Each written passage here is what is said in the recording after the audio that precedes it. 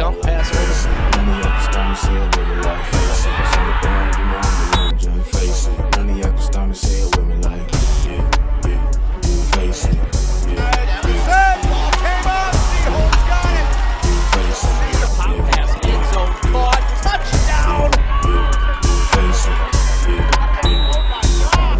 Look, way too drippy, yeah, I make it look easy. Hands too sticky by the mall, you believe me. Pull up to the julep, need a dog, don't tease me. Now they see me shining dog, it can get. Keeps it off right guard, stretches, and is into the end zone. Add to that here with a pitch left side. Jack Lewis. This is a big game for to the end zone. And they're going to get a stern test, both sides.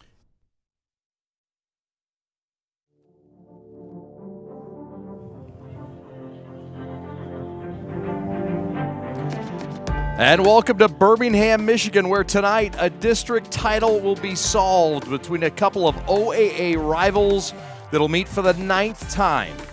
There couldn't be more of a contrast between these two clubs. Waterford Mott visiting Birmingham Seaholm for a title in the district. Samstick Day, my name is Chad Bush. Glad to have you with us for this wonderful matchup between two powerful offenses that do it different ways, Stick. We'll start with the offense. Last week was a marathon for both these teams. Close, tight matchups that should put them in position. Livonia Franklin, the victim of Mott last week in Waterford. Meanwhile, Seaholm settled things with their rival Groves for the season sweep. After leading 28-0 in that ball game, they hold on to win. Yeah, and you talk about just the kind of opposite ways that they go about their things. You're looking at a 70% run for Mott, and you're looking at almost a 90% run for Seaholm. And you got to look at the quarterbacks on each side, too. You know, for Seaholm, you have Colton Kinney. He's going to control the offense. He's going to be handing the ball off a lot, throwing passes when he does, very efficient. But then you flip over to the other side, and Caleb Osborne, I mean, what more can you say about him? The guy's got 1,600 yards rushing, over 3,000 yards passing, counted for 50 touchdowns this season already. So it's just a high flyer versus a ground and pound, and they're going to play out today on the field. Seaholm trying to win their 4th district title in school history. This would be the first time they've done it, Stick, since 2019. In his 12th year, Jim DeWald has built a giant here at Seaholm, kind of a quiet giant maple tree, if you will. They're looking to really flex tonight on a team from Waterford Mott that's going to pose some challenges. Yeah, that's one of the things we were talking about pregame is both these teams kind of feel like the underdog, feel underappreciated by the state and like their record and what they've done on the field. And DeWald, you know, is one of my favorite coach interviews that we've ever had. The guy is fiery. He just brings it, and you know he's going to have his team ready to take on a Waterford Mott team tonight. We'll talk about the impact players. We'll have Kara Wolfbauer down on the field with our reporter. And we'll have much, much more coming up here on Gridiron Game Day Playoff Edition, Round 2. And it's for the district title here tonight in Birmingham. Glad you're with us on NFHS via the Prep.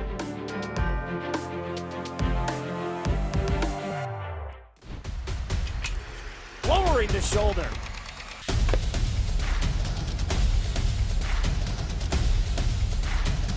Swing and a miss. McKinley scores! We're with head coach Jim DeWald, the victorious head coach of the Seaholm Maples. 56-49 in a shootout over his crosstown rival to get a sweep over the Groves Ball Club. Congratulations on the win and the advancement to tonight's game. Thank you very much. I appreciate it. It was a shootout. It was like a Big 12 game. It was who was going to get the ball last, and thank goodness we got the ball with 22 seconds left and go in the game and take a knee. You haven't really been in a game like that this year. It's been either a wipeout win for you, at least by 2 scores. I guess the UAD game was somewhat in that range, but nothing like this. How were you able to maintain your emotions and mindset in this kind of a game? Not sure we really did. You know what? I look at the resilience of the kids. It was awesome. Those kids, you know, I thought we had a good start to the game, and I thought we were at the point going to really dominate the game. And kudos to those guys. They came back, and then they got the score right before half. And at halftime, we made some, I thought, pretty good adjustments, and they hit us the very first play for, I think it went for 70 yards. And our kids could have folded tent. They didn't. They stuck in it, and obviously I think they scored 35 in the second half. We scored 35 in the first half. So our kids' resiliency, our coaching staff sticking together. Our defensive coordinator did a great job with some adjustments at halftime and trying to do some different things. But once again, credit goes to Groves for really fighting back into the game, and credit goes to our offense for just keep on scoring. Yeah. Neither team could stop either, certainly in that second half, back and forth. This week, you get a little bit of a different animal in Waterford Mott, but I guess some of the same offensive principles apply. They want to get the ball in the air, and they want to move down the field quickly. Yeah, they do. The games we've broken down, they're 67% pass, so that's extremely high, especially in high school football.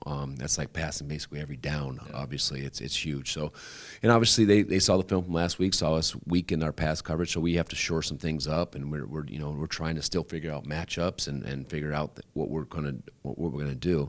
But I like it's a team game, and right now we're playing really well as a team, and I look at obviously. Caleb, their quarterback, number one, he's gonna get his when he's ready. You can't really stop him. You're just kind of hoping to contain him, and you're trying to get a couple stops, throughout the game. And I think if we can get, 4 stops, then I think we'll be okay. Is there anything with pacing in a game like this that changes your mindset offensively? I know you have the ability to go fast or go slow. Tempo's been something you've been able to control in the past. Does this adjust at all tempo-wise? No, we tried that last week, believe it or not. At halftime, that was one of our things we talked about. We said, okay, let's see if we can't, because we were up 3 scores, and we said, let's see if we can limit Groves to 4 possessions in the second half. And so literally our first play calling session on offense after they score, even though they scored right away, we said, all right, let's take it easy. We weren't trying to not say score, but we were just trying to run things that we just keep the chains moving, and we went 3 and out. So that didn't work. So that game plan went out the window, and we said, all right, when we get the ball, we got to get the ball. We have to try to score. Same thing here. I think like us, we haven't seen a quarterback like Caleb. He's like, the best way to describe it is like tackling a knuckleball. You just don't know where he's going to fit, and then he never takes big shots. So it's the first time us seeing it, so we're going to have to jab it out for him. On the flip side, they haven't seen a Veer offense. So they're going to have to, understand the speed of how we play and how we do things. So we'll jab each other out for the first quarter, and then once I think they'll make adjustments, we'll make adjustments, and then from there on, it's see how the game unfolds. Can't say enough about Colton and the ability to really be a fullback at the quarterback spot and initiate contact. It seemed, though, up front, you guys really had your way, and again, were able to be physical with good technique. How pleased are you with this offensive line? Very pleased. That's literally what we hang our hat on every offseason, is talk about the offensive line being physical, and it starts there. And we trying to put our best linemen in the interior, so we have LT and Blake Baldner and Luke Johnson. They do a really, really good job. They're a physical bunch. I mean, we our motto is toes in, tails up, and we're getting after you. And we want to see that line of scrimmage moved every single play.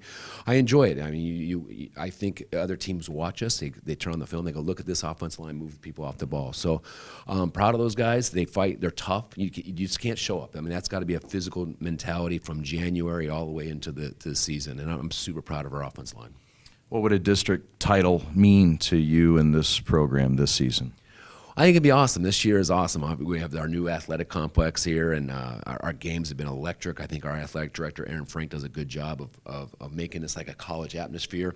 I mean, he's always entertaining the crowd with either music or videos, and you get the excitement in the community. You have the little kids out here; they enjoy it, and you never know how that works out. And maybe kids, tend to go to Seaholm that are supposed to go to Seaholm, and then not go to other schools that live in our district. We just care about the kids that live in our address, and hopefully we get more of those kids. What needs to happen tonight? Give us a couple of keys to victory to win this ball game and grab that title. So I think defensively, we have to eliminate the big play. We have to make sure we stay on top of them in coverage-wise. We cannot give up the deep ball. Make them dink and dunk. Make them earn their way down the field. You got to limit Caleb's scrambling ability. He's going to scramble. He's going to gain yards. He's going to eliminate. 75% of their design runs are designed for the quarterback. So you got to limit him in both passing and rushing. But you're just hoping that he doesn't get the big play on you. He can't hit the big go ball, the big post ball for a 40-yard shot. shot or a touchdown. That's what we have to eliminate. And offensively, what we really have to do is we have to hold on to the ball, and we have to make sure when we do have the ball, we need to score. So generally speaking, we just don't lose yards. The way we shoot ourselves in the foot is either with a penalty or turning the ball over. So we have to eliminate all the penalties and eliminate turning the ball over. All the best tonight. Thanks so much for everything, Jim. Thank you very much. Appreciate it. All right, it's Jim DeWald, head coach of Seaholm, getting his team set to take on Mott for the district title. We're back on Gridiron Game Day with a kickoff right after this. Lowering the shoulder.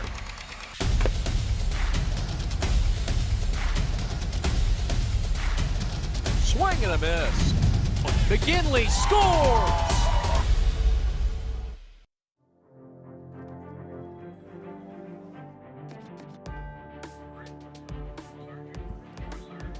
Welcome back to Birmingham Seaholm. 55 degrees, light rain, maybe some wind. Let's get into the impact players for tonight. We'll start first with the visitors of Waterford Mott, the Corsairs. Stick, who's making that impact tonight for the road team? Yeah, we talked about him during the open. I almost called him the wrong name. Sorry, Caleb Osborne. He's fast. He's got great footwork. He's accurate. He's accounted for 10,000 yards this season, 50 touchdowns. And then you look on the other side, Javon Barnes, Swiss Army knife type guy. He lost his running back position, but he kept his head up. Coach Farr said he is kind of the guy that you want running your defense, just a tough-nosed guy. And then when you look over at Seaholm, Jack Lewis, he had 8 receptions, 101 yards, and 2 TDs versus Groves. And then Grandon Kinney, leading tackler, with 60. We'll be right back.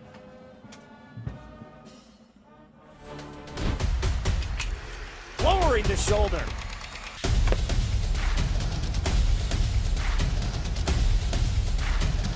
Swing and a miss. McGinley scores! And it's going to be a challenge for us. I mean, they're a really talented football team. I think everybody knows that. 4 wide receivers. Pressure, steps up. Marshall wants to run again. Cuts down the middle of the field. All alone. Touchdown! Warriors! What a cut.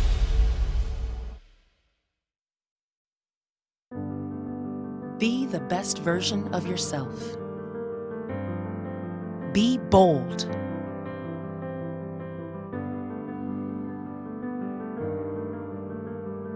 Be brilliant.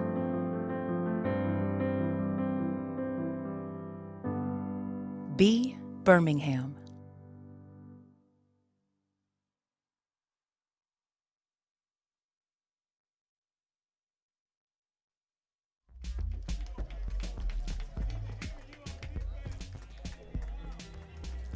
Getting set for a district title to be solved between Seaholm and Mott, Waterford Mott.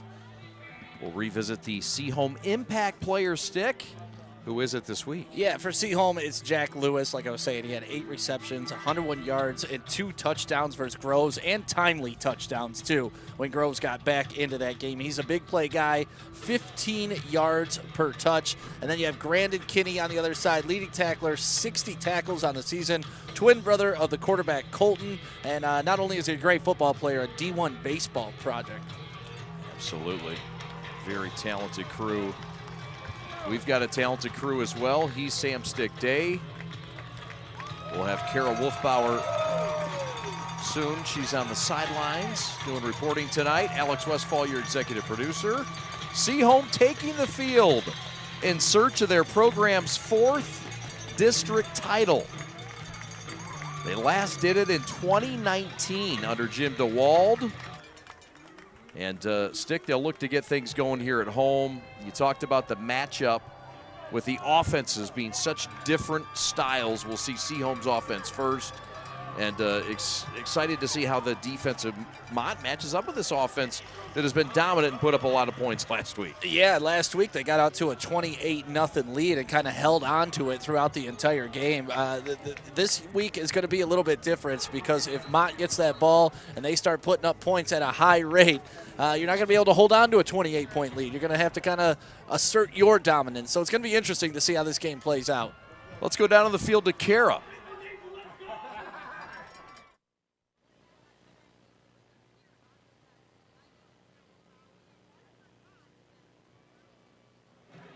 All right, we'll check in with Kara momentarily. Waterford Mott to kick off, 8-2 on the year out of the LVC. the Lakes Valley Conference, they finished second in the league to Walled Lake Western, a team that was one of their 2 losses this year. They also lost to Milford, but finished second to the Warriors. So 8-2 overall, 6-2 in conference play, led by Chris Farr, the former head coach at Seaholm. And Seaholm led by Jim DeWald in his 12th season, led 28-0 last week in their search of a season sweep over Groves, held on to win 56-49 over their rival. Meanwhile, Mott knocked off Franklin by a score. We are set to go, and this thing is booted, and we are underway. Taken by Emerson inside his 10, and he'll get back not even to the 15-yard line. Fine play by the special teams. Nick Thigpen in on the tackle, and we'll get a chance to see this Seaholm offense. It's been dynamic this year. Seaholm putting up 37 points per game. They tied a season high with 56 points against Groves last week, and all under the tutelage of Colton Kinney. He's been special at quarterback, this senior. Yeah, he does a great job of reading the defense, knowing where to hand the ball off of, because this Veer offense just relies a lot on quarterbacks' decisions. Kinney under center, hands, gives. It's a short gain to his twin brother. Carry by Grandin Kinney. Tackle made by number 9, that's MJ Reed. Yeah, MJ Reed is a get-off-the-bus guy. When you see that guy, we went to the practice the other weekend. He's an intimidating figure. 6'6", 230 is Reed. Earn, Baldner, Johnson, Thurswell, and Brandstrom up front. The offensive line's been very good. Excellent technique. They click very well together. Handoff, give inside again. It's Kinney. So back-to-back carries for Kinney. You see the running backs. Emerson, Grandin Kinney, who's had both carries. Brock Hartwig, Jack Lewis, Lugar, and Sullivan. Sullivan with 2 touchdowns last week through the air. Jack Lewis's stick featured as an impact player. An explosive guy, 15 yards per carry. 3rd down and 5, just underway, opening drive of the ball game. Motion pitch, Lewis left, has a first down and more across the 25 to the 27. A gain of 8, he needed 5. Move the chain, Seaholm clicking early. Yeah, and that's what Seaholm will do to you. Even though it's a Veer offense, they have so many different plays out of it. This time you're getting the pitch sweep all the way to the edge, and great blocking downfield, too, by the wide receivers to spring that for a first down. Louis Sullivan with a manwich of a block on the outside. He'll come the bottom of your screen now, and he'll be checked by number 4. That's Brandon Mayanja. We'll set the Mott defense in a moment. 1st and 10 from the 29-yard line. It's a keeper, and Colton's going to carry for the first time tonight. He had 4 rushing touchdowns last week. It's a gain of about 3.5. That's what Seaholm wants to do on offense, Stick. Yeah, they love that. They love 3-4 down runs, and they loved holding on to the ball. Time of possession was a major factor in the last game against Groves. 31, almost 32 minutes to 16 for Groves. And they would love to do that tonight, because when you got that going on, Caleb Osborne is not on the field. Right. Colton Kinney last week, 121 yards rushing, and as we mentioned, 4 touchdowns. 2nd and 7, 9.5 left. Quarterback will keep it again. Ball is loose, or was he down? They will say he was down. Number 2, Colton Kinney. But yeah, Kinney on the ground. Stick, I apologize. Maximus Janssen Van Vuren on the all-name team, and also will be on the all-league team for the OAA, transferred from Brother Rice. Devon Lewis, one of the defensive tackles. Dean Gruwell, the 3 technique. DeJohn Jennings is the other defensive end. 3rd and short for Seaholm. Keeper, pitch, great hands, first down and more. It's Hartwig with a face mask coming into plus territory at the 42. Oh, the late pitch, Stick. Looked to be a wise decision. Brock Hartwig, the senior, with a big chunk. Yeah, the fact that Hartwig was able to hang on to this pitch, look at this. He was able to scramble, and then you get the nice blocking downfield by Lewis, springing him, and then the clear face mask right there by M.J. Reed to add another 15 yards onto this. But that's exactly what Seaholm will do. That was 3rd and 1. They're very comfortable being there. Face mask on the defense. And that was the thing we talked to Coach Farr about too, is how do you prepare for the veer? How do you practice this? And it's tough to simulate it in practice. Javon Barnes, who's Stick featured as an impact player in the beginning. Good story for this club, a Swiss Army knife guy. Michael Bolin in the middle. His daddy Mike is a coach as well on the defense. Isaiah Veach, who's committed to Grand Valley, is the outside linebacker. It's a handoff right side. It's Kinney again. And Brandon Kinney carries for the 3rd time tonight. Veach with a tackle. 2nd and 5. Offensive coordinator's the head coach, Jim DeWald. There you see the back end. Mayanja Gino Seats, the St. Mary's transfer, along with Aiden Bowe and Donovan Isaac. It's a talented back end for Chris Farr. Pitch left into the hands of Lewis. He bowls forward. He has a 1st down. And Seaholm running into this Birmingham night in the cool breeze with ease. Yeah, and this is exactly what they want to do, chew up that clock and just get 1st down after 1st down after 1st down. Lewis, I thought here, if he would have cut outside, he had a potential touchdown on his hands after a big game last week, 8 receptions, 8 rushes for 101 yards. 7.5 left, 1st and 10 from the 13. Maples knocking on the door. And the opening drive of the ball game, handoff up the middle. It's good for a couple. Inside the 10 to the 9. Call it a gain of 4. Look, that's what they want to do. They want to get 4 yards a carry. And that's what they do there, Stick, before that's tackled by Dean Gruwell, the defensive tackle. Yeah, sometimes, the best offense is to keep your offense on the field. They found out last week getting in a quick score exchange probably wasn't for the best for them. This week, I think they're back to their old habits of just controlling the ball.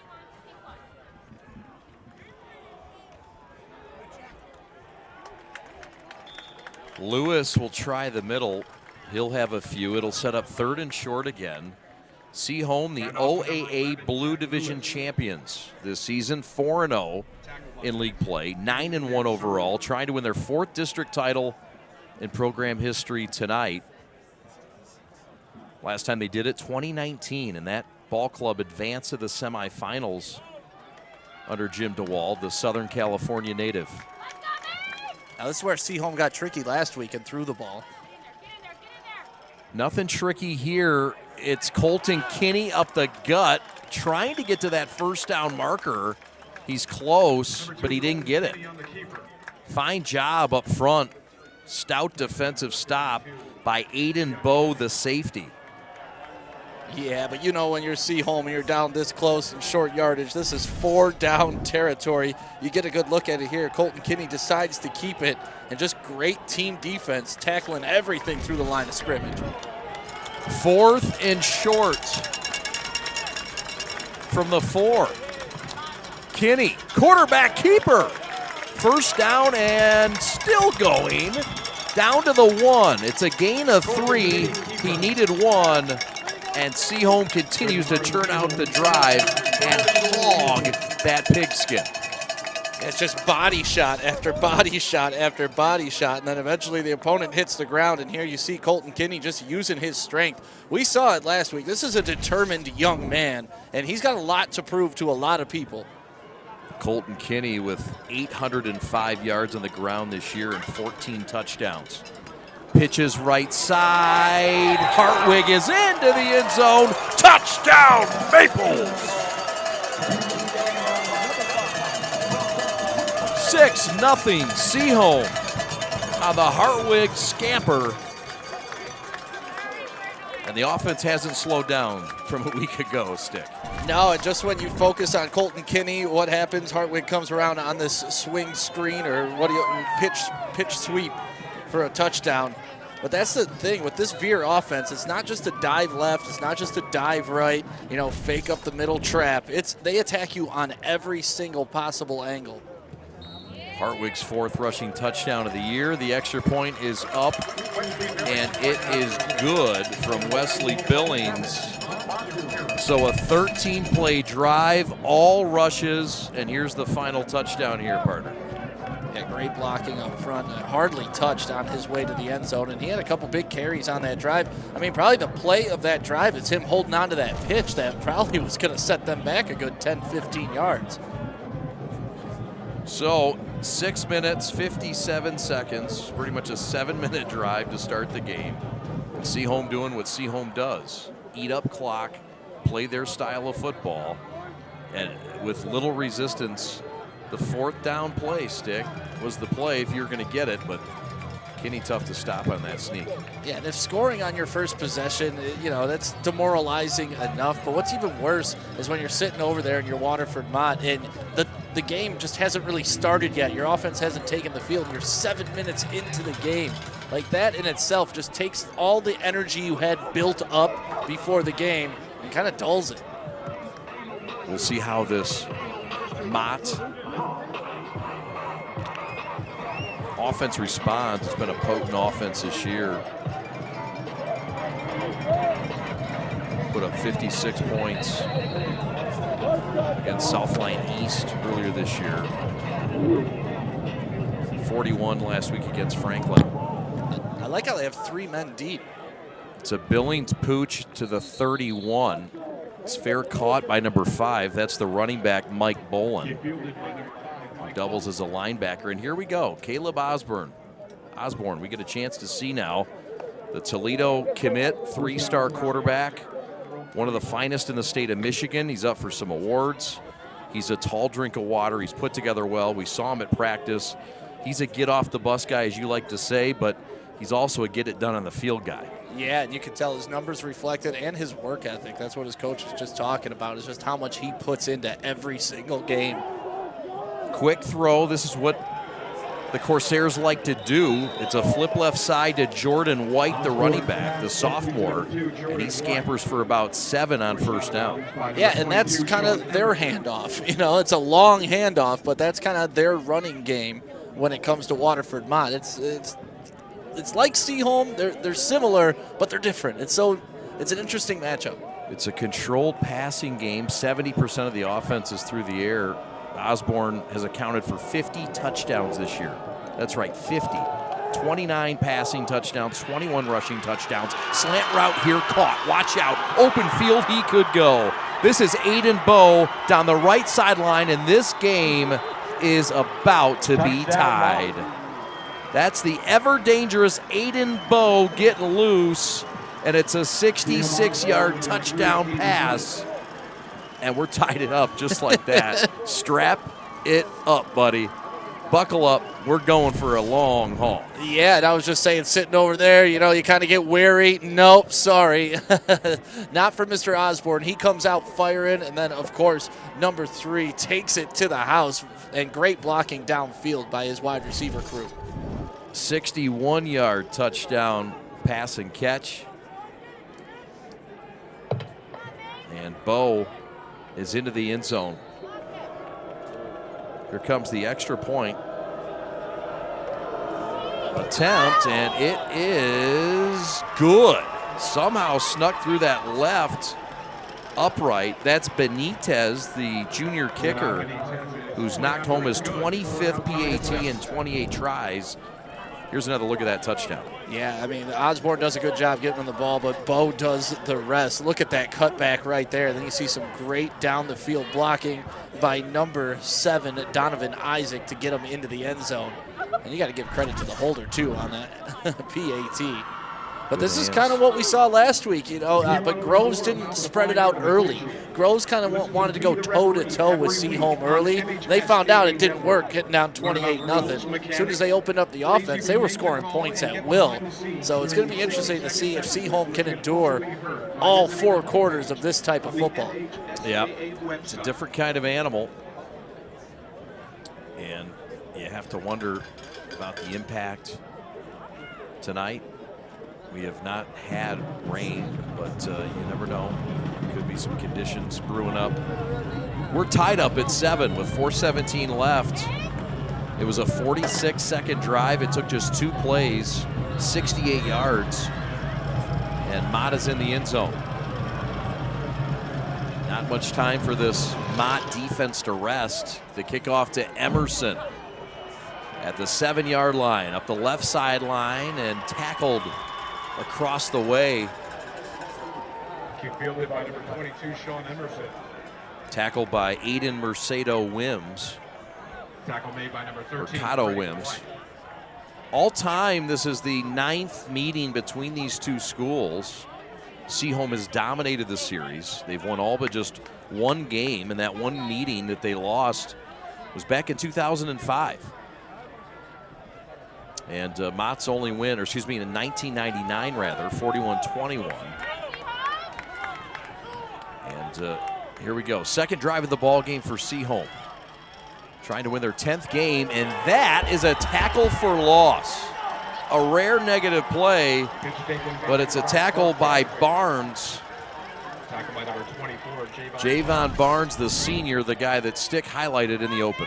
Yeah, and this is why, just great vision. You could tell they practice on how to take your man, because that's how you got to attack the veer. Hey, listen, no matter what, I'm tackling the running back on this play. And you got to find him, and he found him in the backfield.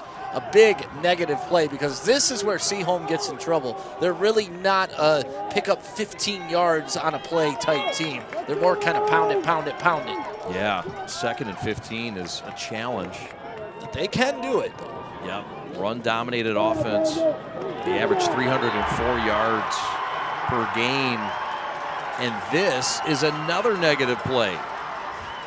Jadion Jennings with a tackle. A loss maybe of 1. Yeah, 3rd and 16. Here's another look.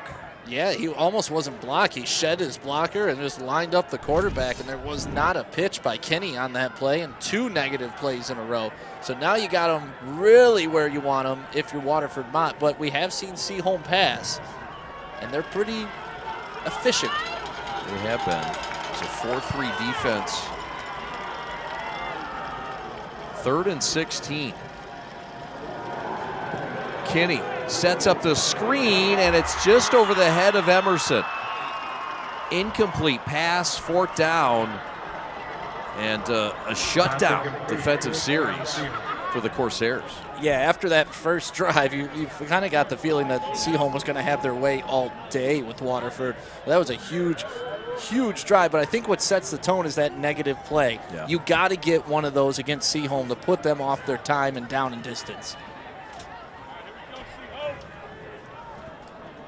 So here comes Billings to punt. And this one is a squibber that's going to roll back to the 16-yard line. It's going to be a punt of 0. No yard punt. Call it a 1-yard punt. So that, my friend, is a special teams check mark for Mott. Yeah, that's almost like a turnover right there, going for it on 4th down and not getting it. That was a bad snap, which led to a bad punt, and then I don't think I've ever seen a ball with that type of English on it, where it rolls to the sideline and then starts going backwards. It's like one of your 60-degree wedges. It's exactly like that. Right off that nice course of yours. Right got out there today. Oh, brother. God bless you. So here comes Mott taking over. Seaholm led 7-0. It took them 13 plays and an efficient nearly 7-minute drive. Mott scored on 2 plays their last drive. And now we've got a timeout. Chris Farr wants to take it. We'll take it with him. Timeout from Birmingham. Tied up. Plus territory for the road team, though, when we come back. What rhymes with great? Participate. Where does greatness start? Here, in the classroom. On the diamond. In the pool. On the field. Where will your greatness take you? To better grades. To more friends. Yeah! Be great.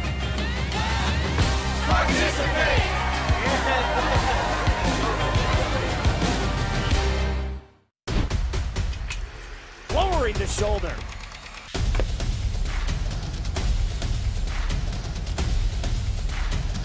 Swing and a miss. McKinley scores! Chad and Stick back with you. Kara Wolfbauer on the sidelines. We'll talk to Kara shortly. Caleb Osborne in this Mott offense. Caleb going to run for the first time tonight. He's run for 21 touchdowns this year. He's passed for 29, make it 30 now.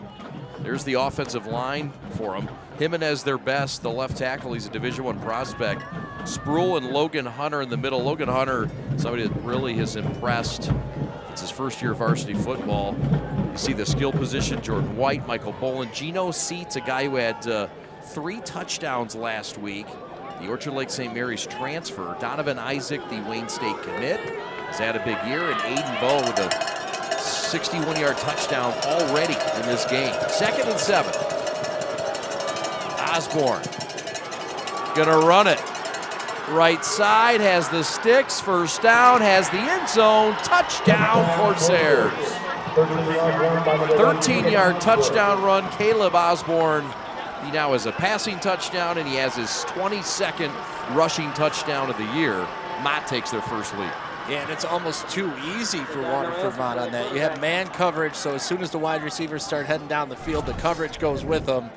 Osborne sees them all running away from him and says, you know what, I got the foot speed to beat everybody on this field. And he does. We saw him doing a sideline foot drill, and he was just absolutely destroying what he was supposed to be doing. It was really fun to watch. Silky smooth. Chris Farr likes his humility.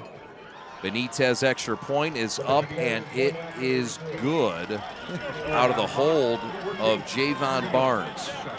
Can we tell the story about Benitez? Because it was a great story by Coach Farr. But here's another look at the run by Osborne.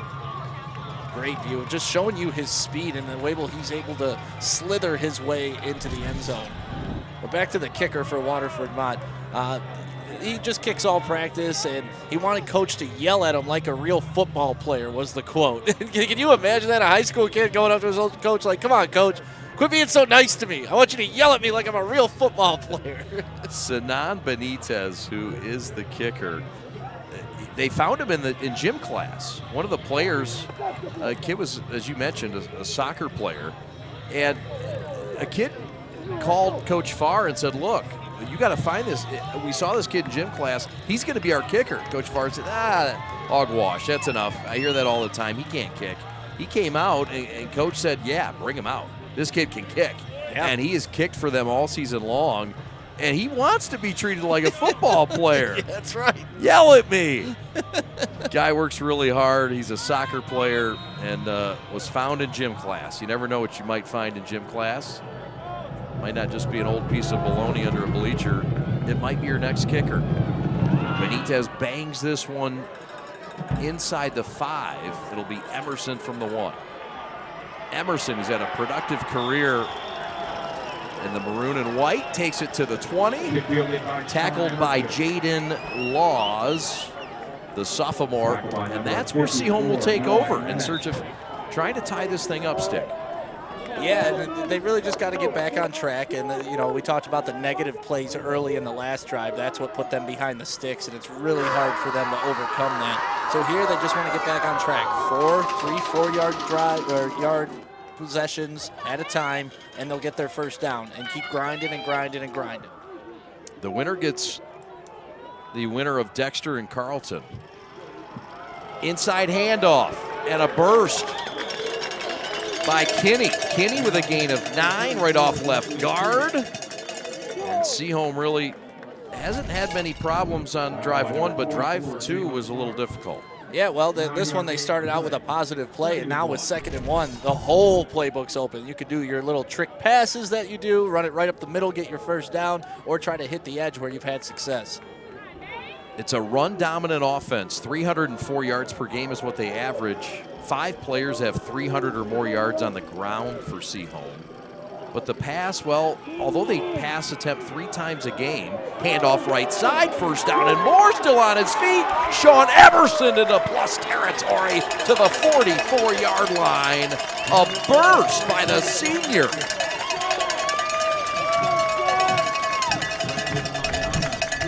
Big play right up the gut, too. You see kind of the linebackers flow following number 5 out to the edge because he's already had Hartwig. He's already had a big first quarter. You follow him out to the edge, and then you get hit right up underneath. 6-0 Utica Eisenhower over West Bloomfield with 3 minutes left in the first. Clarkston and Lake Orion are tied at 7. It's an OAA battle. Just like this one. That's Sean Emerson on the carry. Emerson, who's been versatile, moving from A-back to B-back and B-back back to A-back this year. Leader in tackles for losses, productive player as time expires in the first quarter. Mott by a touchdown as we head to the second quarter. Carol Wolfbauer when we come back. Lowering the shoulder.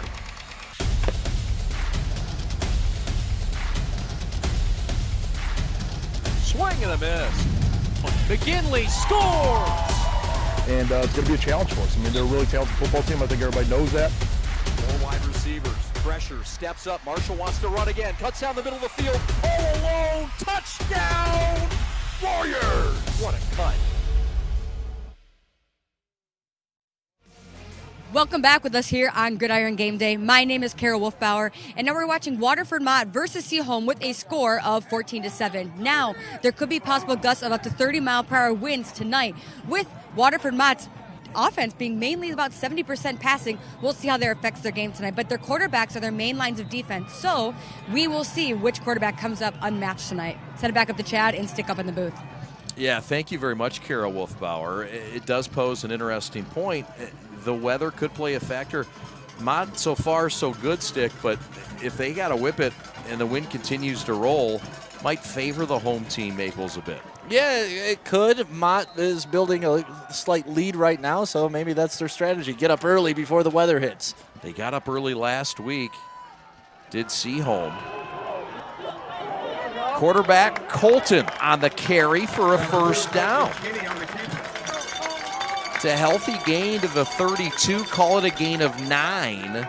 Tackle by number 12. And it looks like the Maples are up to their old tricks, Stick. Yeah, and as we know, there's no panic in these guys. Coach DeWalt has built a great team, and they're just going to keep fighting. As you see, Kenny, last week, he is just tough to bring down. I mean, 4, 5, 6 guys it takes to get him to the ground. Just got a strong base to him. But you got to admire his intelligence, too, the way he's able to read this Veer offense.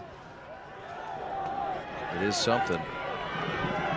It has to be well executed and coordinated by a quarterback. And there's none brighter than Mr. Kinney. Give up the middle. Brandon Kinney, the Maple ball carrier. It's to Grandin, his twin brother. These guys just took a visit to Western Michigan. Both Division I baseball prospects. 5-yard gain in the play. Colton and Grandin Kinney will call some games on the prep. Across the way in the baseball field. It's being constructed. How beautiful is this facility? I know Matt Schwartz is enjoying it. He's inside in the beautiful basketball arena. Yeah, the Schwarzenator, he's always getting the goods. He was on stage earlier for a couple hours while the Mostacholi was on special. Pitch back left side, got some room. Jack Lewis is upended at the 22-yard line, but it was not before a first down. Pitch to number 11. Gain of 5 on the play, move the chains with 10.5 left in the second quarter. Yeah, great run by Jack Lewis. But let's talk about Donovan Isaac, how he breaks down right here, waiting for him to come, stick, lock, and lift. And that's exactly how it gets done. Isaac committed to the Wayne State Warriors, formerly the Tartars. Will be there on Saturday. Grand Valley and Wayne State, a prep production. 10 minutes left. Mott by a touchdown on the road. It's Hartwig who had the lone score for Seaholm. It's a gain of 4. And he's tackled by M.J. Reed, the 6'6", 230-pound senior who's been offered by a Division II school and an NAI school. Yeah, you see Reed just scrape down the line of scrimmage and get the man on the cutback. And Reed, we saw him. He looks like a dominant, imposing figure when he's out there. You got to watch out for him. He's got those long arms. He's able to bring you down. But he's got the tough job of reading the inside handoff or pursuing the outside running back right now. You're not lying. Seaholm on the move, trying to tie it up. Inside give, it's Emerson, and he is held up and wrestled to the ground by number 11. That's Max Janssen Van Vuren, the Brother Rice transfer, another 6'6", 230. They just pop out 6'6", 230 D lineman in Waterford. Hey, you know, if you got it, flaunt it, right? That's what you want. That's the ideal length you want for your defensive lineman, especially your defensive end, so you can use those long arms to shed blocks and make sure that you have your contain. Seaholm coming off a sweep of their rival Groves for the first time since 1997. They've done that, and second all-time in school history. Keeper, quarterback, Colton to the 15 before he's held up and shut down. It's a gain of 3. He needed 6. And it'll be decision-making time for Jim DeWald on 4th and 3. Yeah, another great play by MJ Reed. I feel like we're calling his name every other play. Watch him. He sheds his blocks, scrapes down the line of scrimmage, grabs the quarterback, and then pulls him backwards, not letting Kinney, because we've seen him pull guys forward, even 3, 5, 7 yards. Jim DeWald looks like he's going for it. He'll send the Kinney boys back in. 8 minutes left, 4th and 3. Key play.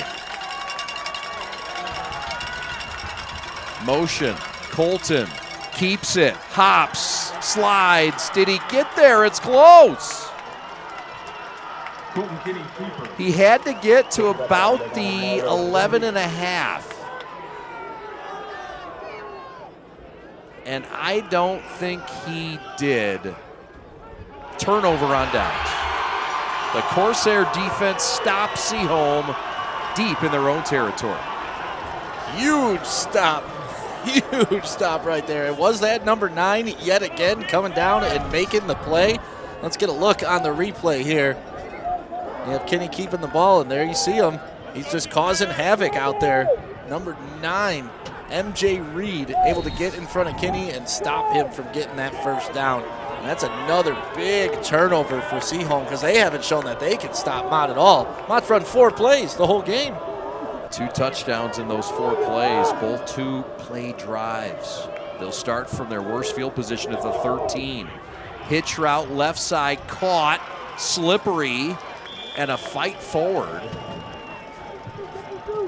The catch is made by number 7, Donovan Isaac, 6'2", 175-pound senior.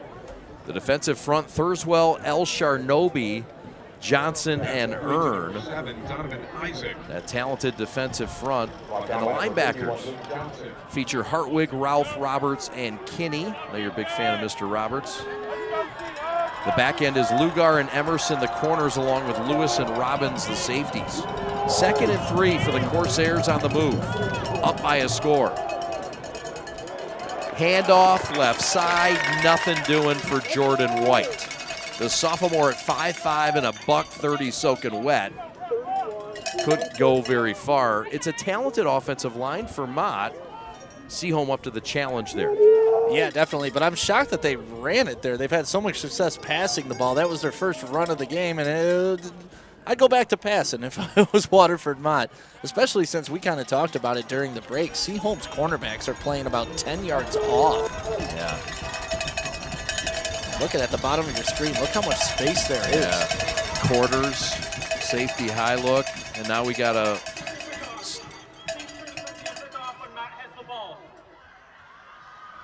Excuse me? Not sure what that was, but here we go. 3rd down and 3. Big play for the Seaholm defense. Osborne in the gun. 4 wide. Throw left, caught, 1st down. Back to Isaac. It's a 1st down on the hitch route. Move the chains. And that's there for Waterford Mott anytime they want it. We talked about the cornerbacks playing so far off. This is just pitch and catch for Osborne. We saw him practicing this as warm-ups. This was the first part of practice for them. They got to start pressing up on these wide receivers. Jack Lewis forced him out. 3 of 3 in the air is Osborne, who accounts for 70% of their offense. Seaholm trying to win. Look how far those cornerbacks off at the bottom of your screen. Man, oh man. Quarterback Osborne to midfield, dragging a defender, showing off the skill and the power. He's lightning fast. He goes from 0 to full speed very quickly. It does not take him much time, and by the time you get to him, it is too late. Nice stiff arm there to get an extra 5 yards on that run. Osborne has been everything as he's been advertised.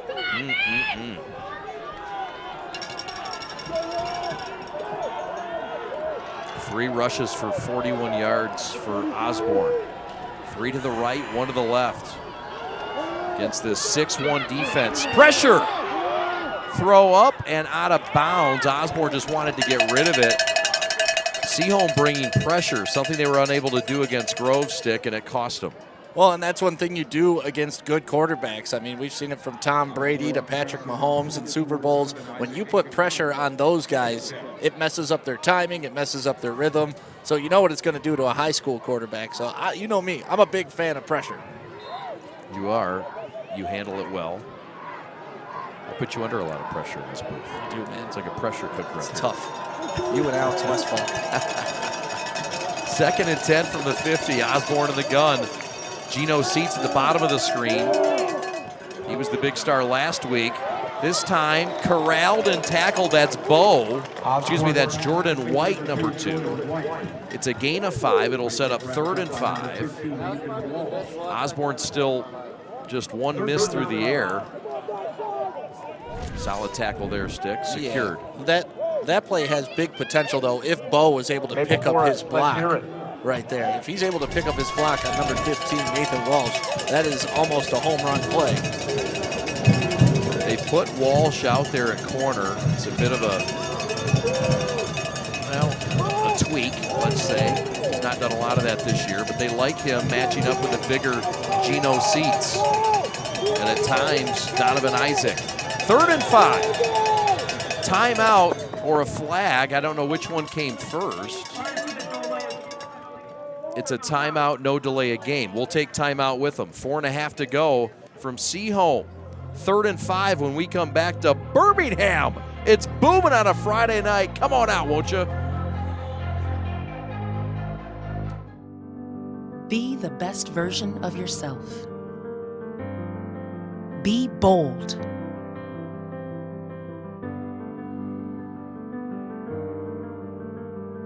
Be brilliant.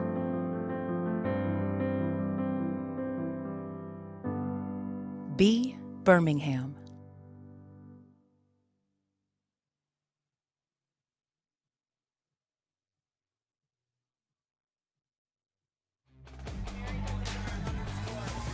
The winner of this ball game will take on the winner of Dexter and Gibraltar Carlson. 16-14 Dexter by 2 as they start the second. 4.5 left here. Big 3rd and 5 play, Stick. Where are you looking here? You're just putting it in the hands of Osborne, letting him make a decision, maybe getting him on a rollout. Let's see if they spy him here. It's a throw quick, left side. Isaac, lots of room. Gets the first down and scatters out of bounds. And again, Stick just picking apart that quarters defense. Yeah, or, you could take advantage of the cornerback playing 10 yards off and throw the ball to the wide receiver for a quick first down. Look at the space, and there's nobody even in the screen when he catches that ball. That's an easy 9 yards anytime they want it. Well blocked by White. 4.5 left. Into the ball game comes Greg White. He's at the bottom of the screen. Moving the chains. 5 of 6 is Osborne, and this time he's in trouble at the line of scrimmage. Tackled by Alejandro Ralph. tackle for loss. Call it a loss of 1 or 2. Call it 2nd and 11. Well, you know, a negative play is what puts Seaholm behind the markers, and here you go. Roth fighting off his block and able to hang on to Osborne. That is an elite play by Roth right there. Really is. Guy that's been such a huge contributor to this ball club. The captains, Colton Kinney, Kyle Robbins, along with Jack Lewis and Luke Thurswell. Robbins and Colton Kinney are 2-year captains. Osborne on a 2nd and 11, left side, caught. And once again, it's Isaac, Donovan Isaac, number 7 on the catch. And it's near a first down, short by a couple yards. And you're wondering when eventually Waterford Mott's going to throw in the little hitch and go action, because they've been running a lot of these hook routes, and they've been very successful, so they can keep running them, but eventually that's going to be a pump fake and a go. Setting them up. Caleb Osborne, 6 of 7 for 92 yards in this game. 3rd and mid, 3.5 left. Mott by a touchdown. Osborne will keep it. Left side, first down more, and runs over a defender to boot. Caleb Osborne, Chris Farr's coach says he runs like a fullback. Well, that makes both quarterbacks same breed. That's what I'm saying. They're similar, but they're different. It's so interesting to watch these two play. But I like here they put number 2, Jordan White, in motion, giving him an extra blocker in front of him, because they tried to run that sweep earlier in the drive and lost a yard. This time, throw another blocker out there and see what happens. 3:20 left. Mott trying to go up a couple scores on the road before this first half expires. Mott lost their opening game of the year to Walled Lake Western by a couple scores. No shame in that. Throw right side. Caught. Bo makes a man miss. And down to the 6. No, make it inside the 10. Down to the 6-yard line. It's Aiden Bo with a reception. And it's a gain of about 21 yards. Yeah, remember when I was saying if Bo would have gotten his block, it was a potential big play. This time Greg White does get his block, runs interference on number 22, Sean Emerson, and Bo's able to turn that into a big play.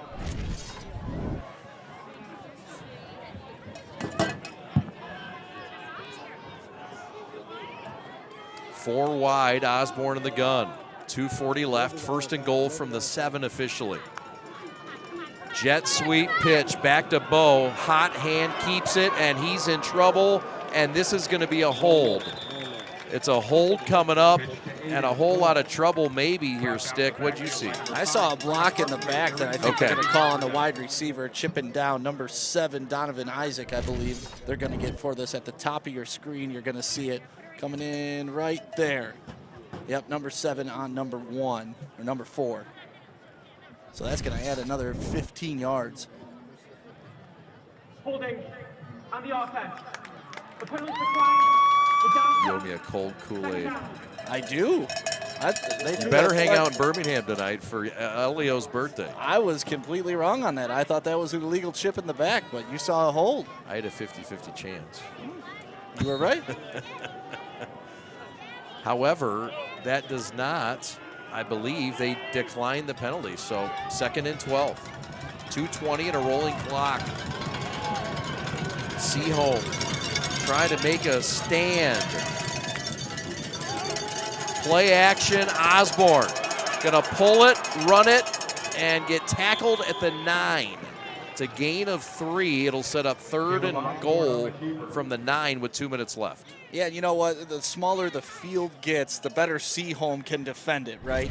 You know, they're going up against all these athletes from Waterford Mott, and you see it here. Everybody is able to keep an eye on him. It's more of a zone defense, so the linebacker is able to crash down.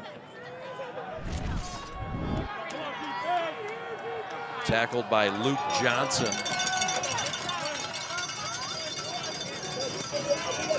3rd and goal from the 8 for Mott. Seaholm with 90 seconds left trying to get a hold. Osborne. Time, middle, incomplete over the middle. Mott wanted a flag. There was contact, no call. And Chris Farr is going to have a decision to make here. He does have a trusted kicker in Benitez. What did you see on that route? It looked like a lot of contact that wasn't called from my end, but you know the official has a different angle and a better angle down there, but you're going to see it right at the bottom of your screen.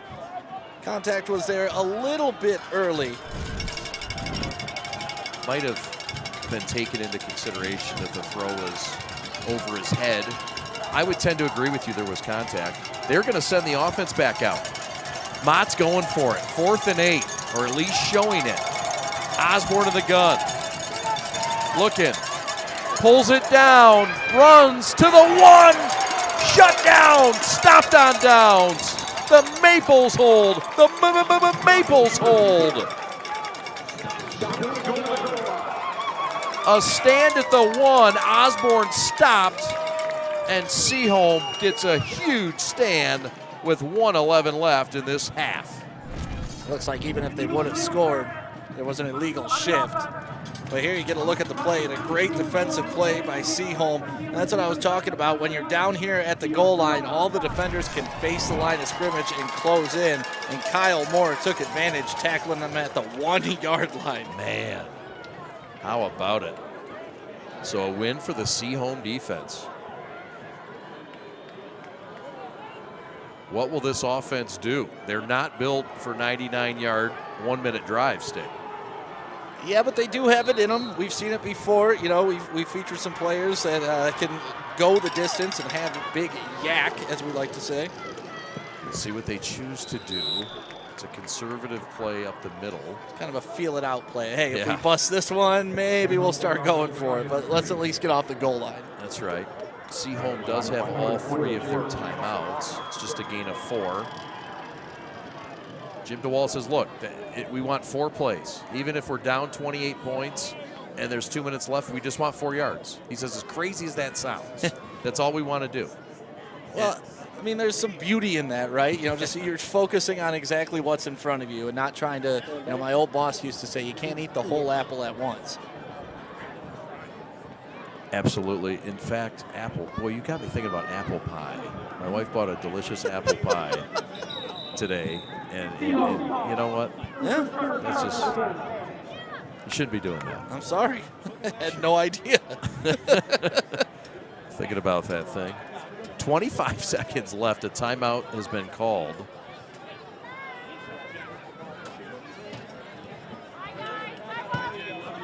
Standings in Division II. We saw last week a battle between 2 teams that were inside the Division II top 10. Mott is not their stick, but I'll tell you what, the way they're playing tonight, they've shown that they deserve. Hey, at any point, the rankings don't mean much at this time of the year. Yeah, once you get into the playoffs, it doesn't matter. Everybody's 0-0 when the playoffs start. You may have different seeding, but you've still got to settle it all on the field, and Waterford Mott is every bit of a team that Groves was during the regular season as well. It was a strong regular season for Mott. And this is a team that is very talented. A lot of folks that can break the game open. Talked about Coach Farr coming to Seaholm, the former head coach here. Handoff up the middle. It's a first down run. The run was by Kinney, and with 19 seconds left, we'll see what Seaholm does here. They don't look in a rush. It looks like they're walking to the locker room. That's what Coach DeWald is doing right now, so I think the rest of his team will follow shortly. Don't let him go too far, Kara. Time winding down to the first half. A first half that, despite being up and down the field, just three scores in this first half combined. Your thoughts on the first half, sir? Well, you know, we knew it was going to be a battle of interesting styles. Waterford Mott, they've been able to strike fast. You know, they had 4 plays and 2 touchdowns. And Seaholm, their first drive was exactly what they want to do, and they held them when they needed to. So it's going to be an interesting second half.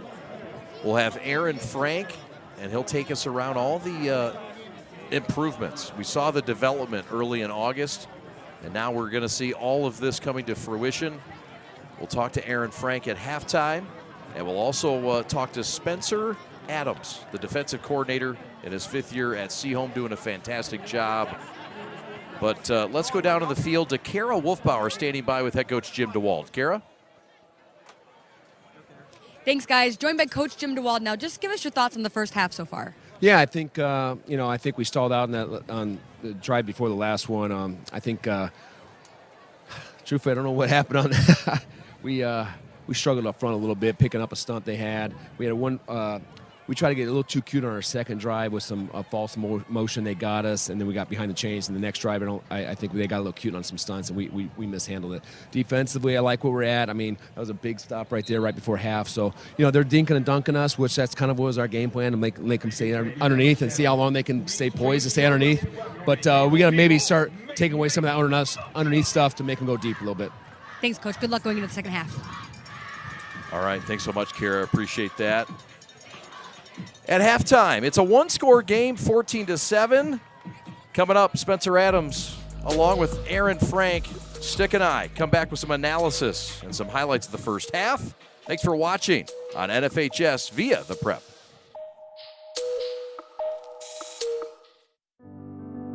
Be the best version of yourself. Be bold.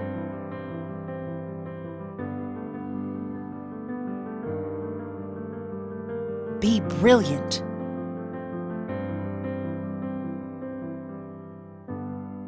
Be Birmingham.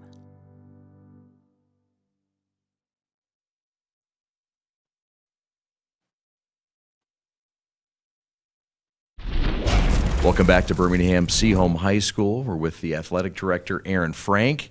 26th year as the AD here at Seaholm High School. What a beautiful facility we sit in now as we get ready for game day tomorrow. This is something that finally is coming to fruition all throughout. We're seeing it. We saw it early in the year, near completion. Now it's come to fruition and everything's there. It must be wonderful for you to see everything coming together as you envisioned. It's really exciting for us as a community. It's very exciting for me personally. We've been, in the process of developing, designing, and building this entire athletic campus for a couple years now. And when you guys were here in August, most of the bones, the structure was done, but now we're really able to utilize these spaces. And so we had this vision for how it would serve our students and our community, and now we're starting to really see that through. And so it's really an exciting time for us. Even some of the cool nuances here, like the balcony at the football game last Friday, I mean, it was just packed. And all these things I know were deliberate, thought of ahead of time and well planned. What are some of the things like that are popping out? You're like, oh yeah, that's kind of the new thing. So there are several components, and like you said, it was very deliberate planning on our part, with help of our partners, the architects who from IDS that did a phenomenal job. And what we wanted to do was we wanted to create a facility that was really not just a first-class athletic facility to serve our students, but also really a showpiece for the community. We wanted something that was gave people the impression when you walk in the gates here, I wanted it to feel like you were walking into a collegiate facility. And that is the feedback we hear from a lot of folks.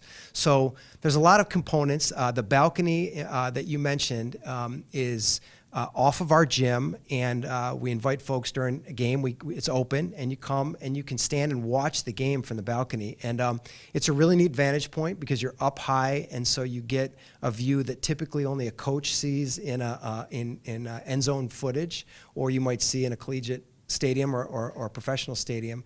But it creates a gathering place and just really a nice community feel, which is what we wanted to do. Inside the facility, there's several areas and portions that are separated for each activity. Take us through some of the areas that you would see if you walk in this fine facility. Sure. Well, I'll start off with a simple one, which is we're sitting right now in a coach's office. It's not a huge space, but conference table, the technology that's required, and importantly, the location. We're right off of the field here.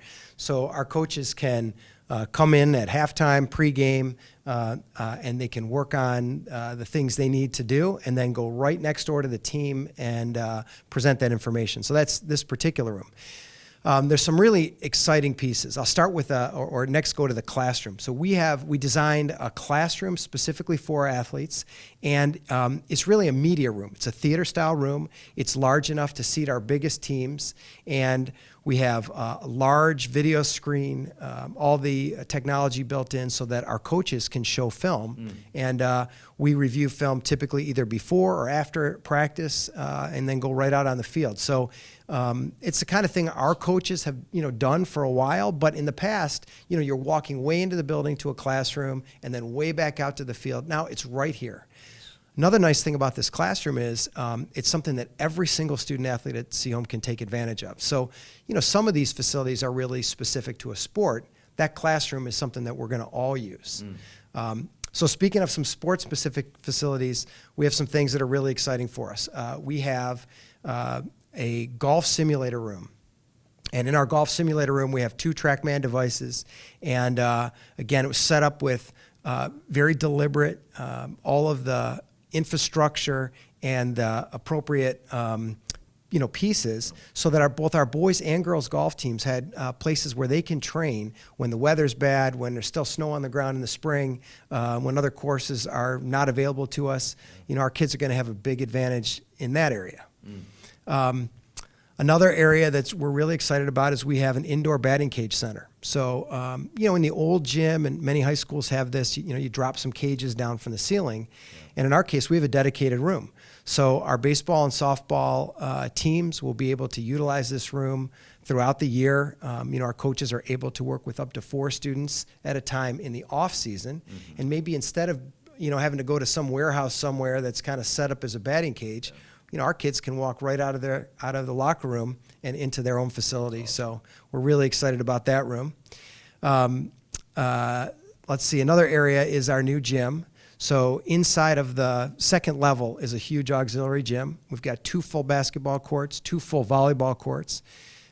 We probably won't play a lot of games there, but it's really more of a practice space and a place where now that, of course, boys and girls basketball is in the same season, gym space is really at a high premium. So it'll give all of our teams the ability to practice on site. In the past, we would often have to send a team to one of our middle schools or sometimes even an elementary school just to practice.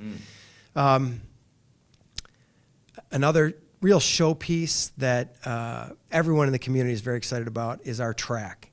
So we have an indoor track up on this upper level here, and it overlooks the entire campus. So when I stand up here and look around, it's amazing to see the transformation that's happened. And I'm really excited for our student athletes. I'm excited for, as we get to this colder weather and days in, December, January, February, when there's snow on the ground and our athletes are working out and they're able to run inside, but not just run inside. They're able to, as they're going around the track, really have a vision for what's coming. What are they working toward? Here's my field of competition, and they'll be able to see that right in the middle, dead of winter. It's awesome. So many things that are really points of pride of this school, this community, that they can be a part of along with the students. It's a collective effort. I know you have fields also that are being constructed, the baseball and softball fields behind us. What are some of the surrounding areas also that are getting improvements? Yeah, so we last year when we started construction, the first couple things that were done were we built 10 brand new tennis courts. So in the past we had 7, but both here at Seaholm and also at Groves, frankly, we have so many tennis players that we really just couldn't, we didn't have enough space. So we've added tennis courts. That's also been really nice for the community on weekends. Quite a few members of the community here practicing. We put in a new track, and it was, due to be replaced. It had reached the end of its lifespan. And then what's really another tremendously exciting component are the additions of our new baseball diamond and our new softball diamond. And both of them are nearing completion. Softball's is a little bit further along just in terms of the geographic progression from one end of the campus to the other. But both fields are full synthetic turf fields, which will really make a big difference in our baseball, softball programs. As you know, in Michigan, those first couple spring months are very difficult. And in previous years, those students were stuck in a gymnasium trying to play baseball and softball. So their new fields will be usable. We have lights on the fields, which will make it really nice for those students. New batting cages, beautiful bleachers, press box, bullpens. It's really exciting. And as you've probably seen, the graphics on the field, the logo, the attention to detail, something that working with our partners at Foresight Design, I really truly believe that both the baseball diamond and the softball diamond are two of the best facilities in the state of Michigan. And I think we're really excited to not only play our home games here, but hopefully host some MHSAA events as well. Congratulations on this facility. Congrats on the win last week over your rival in the season sweep. Thanks for spending time with us and letting us be a part of it. We look forward to exploring these new fields with you in the winter and spring months ahead. Well, thank you so much. You've probably heard me say it before. We have incredible students. We have really supportive parents and a very supportive community. I really believe we have the best teachers and coaches in our building, and now we have the best facilities. So we're really aligned for an exciting future. Appreciate it very much. Aaron Frank, Birmingham Seaholm Athletic Director in his 26th year. We appreciate your time. We look forward to catching up soon. We roll on at halftime between Mott and Seaholm. Coverage continues with highlights right after this. You're watching the Preps coverage of MHSAA District Championship football. We're here with Spencer Adams, the defensive coordinator of Birmingham Seaholm. Got the W last week, a big win at home. I know not the numbers as a defensive coordinator that you're quite proud of, but look, it's been a defense all season that's been quite resilient and at times dominant. Sometimes a game like that just starts to happen. Explain what went down and how proud you are of the victory. Yeah, I mean, adversity is going to show your true colors in a defense, and I mean there are some offenses along the way that tested us, but none quite like Groves. Last year they kind of ran smash mouth football at us. This year, right before the half, kind of had a 2-minute drill and started to realize that their passing game was working. And I mean, credit to those coaches. They came out after halftime and stuck with that game plan of going more shotgun, airing it out, and we were making adjustments along the way. A couple bad calls, a couple blown coverages, but we kind of did some things that let them keep having success. And at the end of the game, it's trying to get a stop to get off the field so Colton and the offense could do their thing. How difficult is it as a coordinator when you've been really the dominant defense most weeks this year? I mean, you hadn't given up, I think, more than 28 points all season going into it. And then you find yourself in a game where you're like, wait a minute, where's this coming from? How do you adjust in a game like that? Yeah, I think a lot of it is just trying to keep your kids even keel. I mean, like I said, some of the blown coverage stuff is out of character, and I think, the emotion of the game could start to play with kids. And, I always tell our kids, play with emotions, don't let your emotions play with you. But it kind of felt like we let that happen a little bit defensively, so it was really kind of trying to calm them down, make some base calls that I knew our kids were comfortable being in and executing, and then it's really up to the kids to go out and lay it out there, and they did. I mean, they kept battling every down. I mean, I'm proud of our kids. Like, you start getting scored on like that and you're not used to that, you could fold. Our kids kept battling and stepped up when they needed to. The defense has been special this year. It's led you to victory 10 times. This is a team in Mott that poses some problems defensively. What do you see out there with your guys and how you match up in this battle for the title in the districts? Yeah, I mean, you watch Mott on film. Obviously, it starts with their quarterback. They've got a really special kind of kid at quarterback, and he'll be the best athlete on the football field Friday night. But, we think, watching game planning for him, trying to do some things that really as a defense, all we're trying to do is make people play left-handed, right? So we're going to try to take away what we know you do well and what you've kind of hung your hat on. And if you can find a second and a third or a fourth way to beat us, at least we've kind of made you problem solve and think your way through the game, and it's a chess match at that point. We're with fifth-year defensive coordinator Spencer Adams, and this is a defense this year that's been special. Guys have played together. You've tweaked the defense a little bit in your time, in your 5 years. Just talk about this defense and how dynamic it's been and some of the players involved in this execution this year. Yeah, I mean, I could run through a list of 12 guys that mean the world to this defense, but that's what it is. I mean, we talk about team defense as being, where you hang your hat, and some weeks some guys shine, other weeks it's other people, but starts up front for us every week if we can control the line of scrimmage and stop the run, and we're brand new up front. I mean, last year we lost a group of seniors that really last year's success defensively, we hung our hat on them. So coming into the season, they were kind of a question mark, and we've got a lot of guys that step up. Akram on the defensive line, LT. Luke Johnson plays both ways. Is kind of an undersized kid, but he's an absolute pit bull. And then Matt Ernie is a junior that saw his first varsity action this year, and he's been a both ways, two-way starter for us. And the kid is a dog, right? And so those guys stepping into that role and owning it and taking ownership of, hey, we're not going backwards from last year's D-line. If anything, we're picking up where they left off and getting better. And on the back end, our linebacker crew is, as solid as you'll find. The three guys on the edges are dynamite. Grandin in the middle. I would challenge that there might not be a Mike linebacker with as good a knowledge of the game as Grandin Kenny in the state of Michigan. I mean, there's stuff that we do in practice, and you can explain something to him one time and come out to the practice field and he's got it. So having guys like that, and then 3-year starters and Kyle Robbins and Sean Emerson at safety, like those guys have to over-communicate and get calls in. And, we've got a lot of experience, and we've got dudes that can go play the football. As a former quarterback, and you were a 3-year starter at Aurora University, how do you see the game as a defensive coordinator? Do you have an advantage that way? How do you reverse it?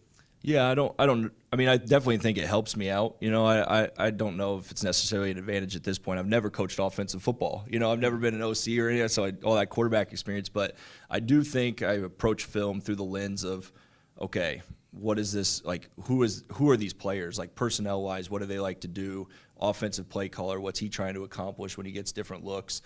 So knowing that side of the ball definitely helps you kind of maybe prepare for, like we talked about earlier, that second wave or that third wave of adjustments that you might have to make throughout a game. We're with Martinsville, Indiana native, Spencer Adams. And I want to ask you one last question here. How would you do with your defense against your offense?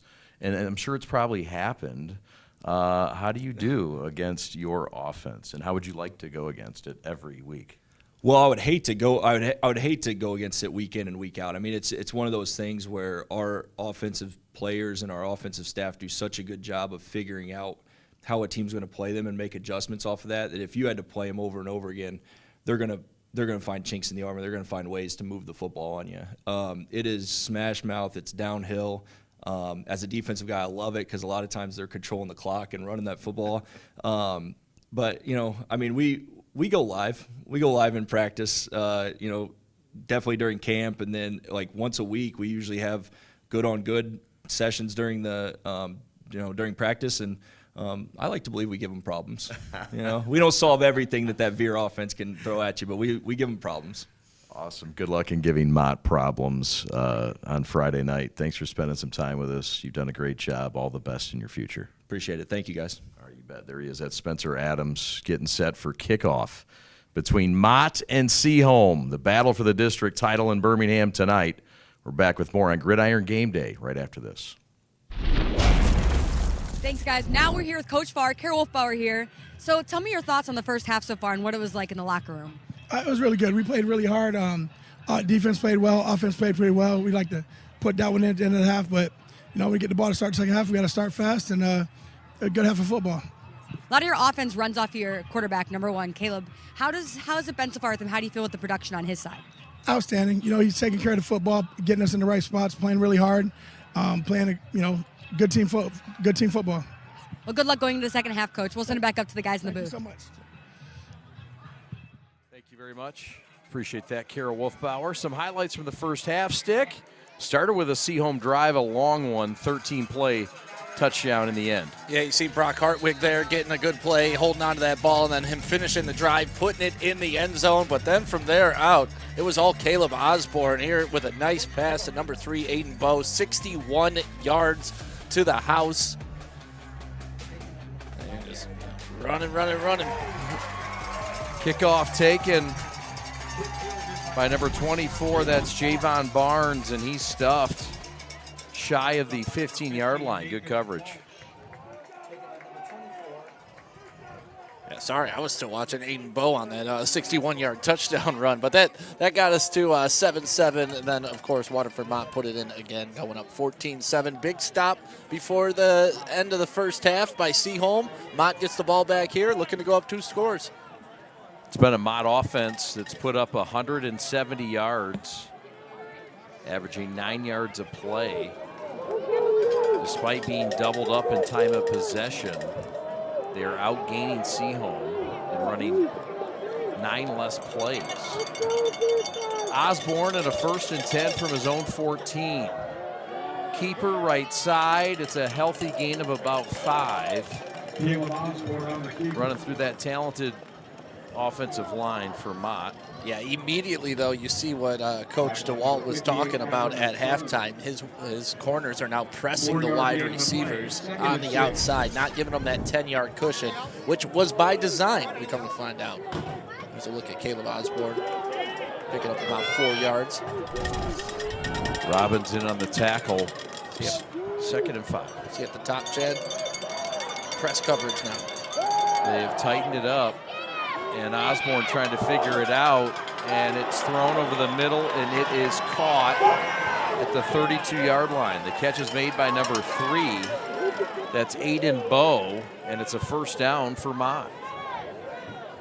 Yeah, Mott's lucky that was kind of an off-target throw. Aiden Bowe had to go to the ground. Otherwise, he would have been up and running for days. There was nobody around him in the middle of that defense. That would have been a foot race. Osborne 8 of 10 in the game for 150 yards. Osborne keeps it, and he is tackled by El Sharnobi, the senior defensive lineman. Easy for you to say. El Sharnobi does a great job in the middle of that defensive line. He's featured in 75% of their offensive plays. He is the 3-star commit to Toledo. He'll play for Jason Candle and the Rockets, a successful program.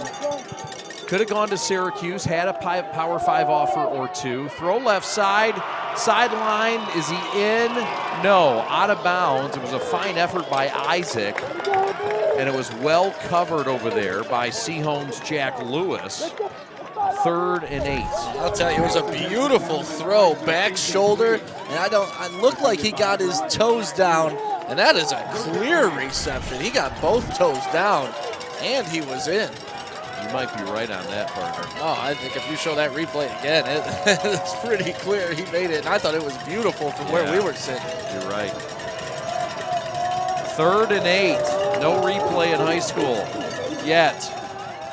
Osborne, bubble screen, right, Bowe, other side, trying to get to that stick, got it, and a 1st down before he's forced out at the 45, finally forced out by Kyle Moore, the junior. Move the chains again.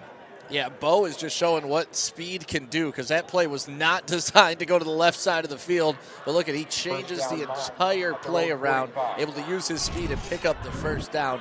Great improvisation by number 3, Aiden Bowe.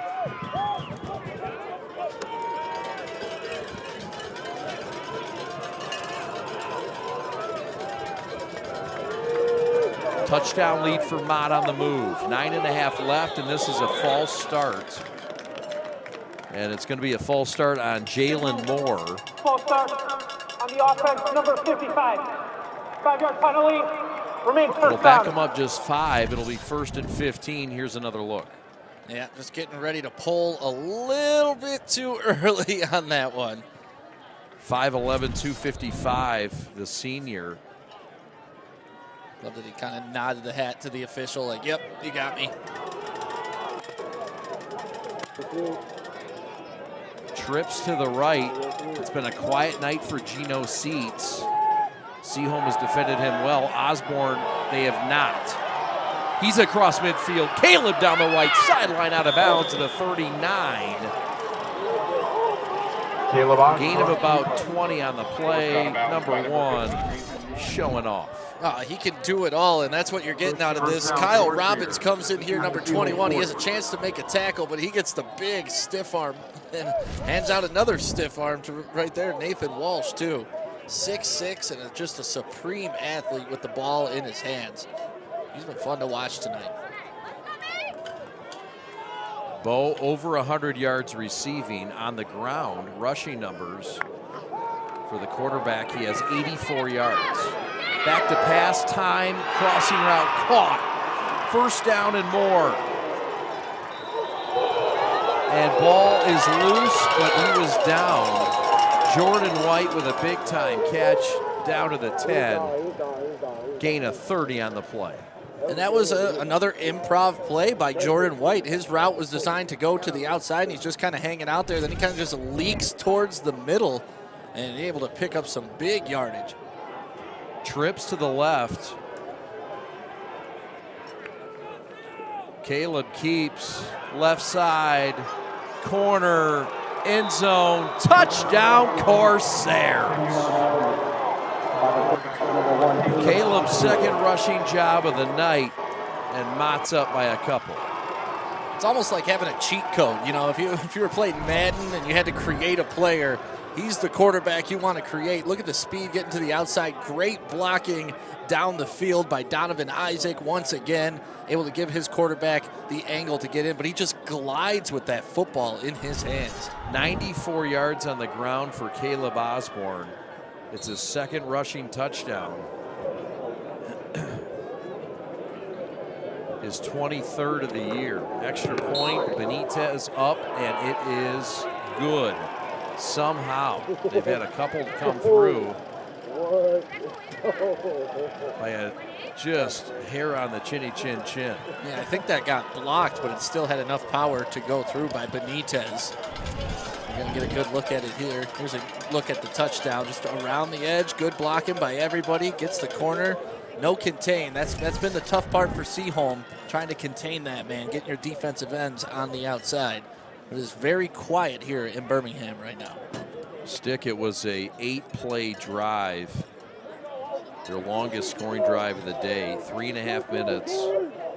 10-yard keeper for Osborne, who now has 94 yards on the ground. 165 yards passing. Take a look at the team profile of Waterford Mott. Team from the OAA, or excuse me, from the LVC, not the OAA. 8-2 overall, 6-2 in league play. Finished second, 1,200 students in Waterford.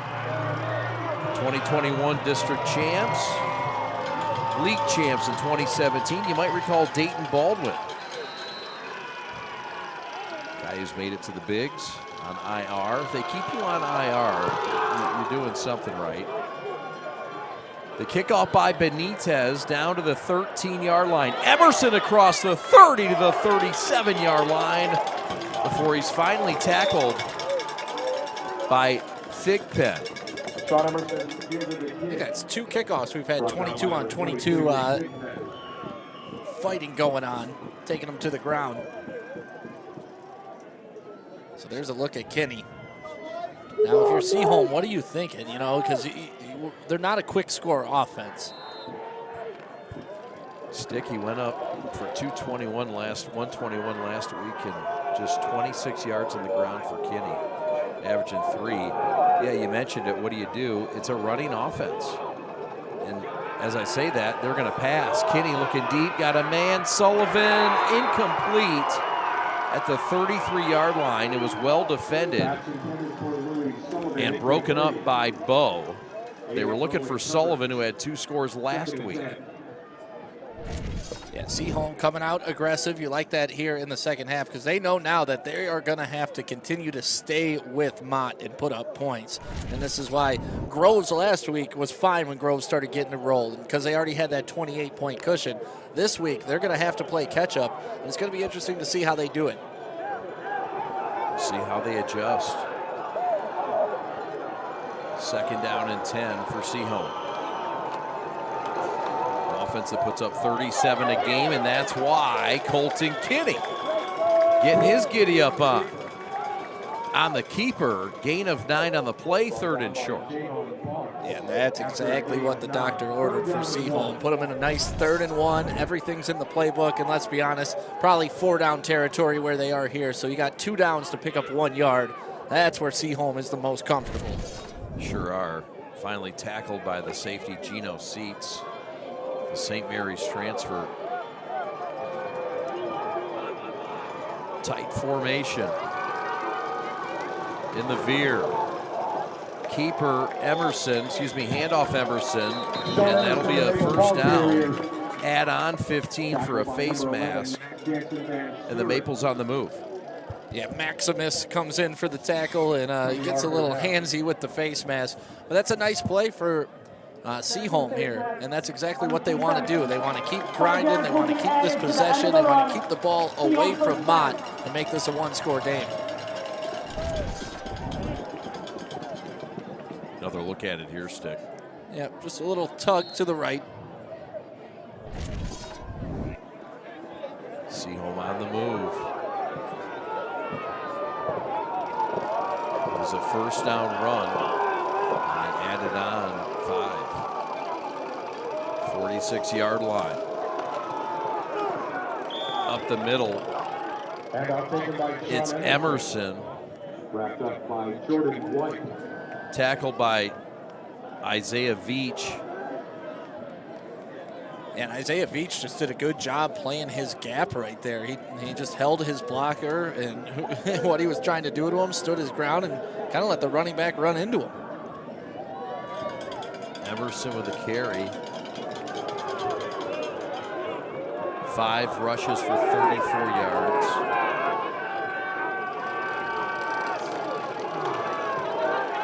Emerson again gets the call, runs over a defender and barrels his way inside the 40 to the 39-yard line.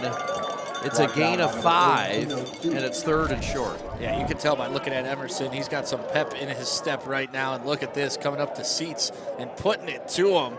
Luckily, Seats held on, or that would have been a big run. Seats is 6'4", 200 pounds. Emerson outgained there, but not out-muscled and maneuvered. 3rd and 3. Kinney keeps, and Kinney goes down. Might have lost a bit. Tackled by M.J. Reed. 4th and 3. He had some nice plays early in the 1st quarter. We haven't really heard from him since, but there on that big 3rd down, he's able to get those long arms around the quarterback and once again pull him backwards. That's something we don't see much out of Kinney, and that's twice tonight. Reed's been able to pull him back. That's right. Checking in late is Jace Lugar, the senior wide receiver defensive back. 4th and 3.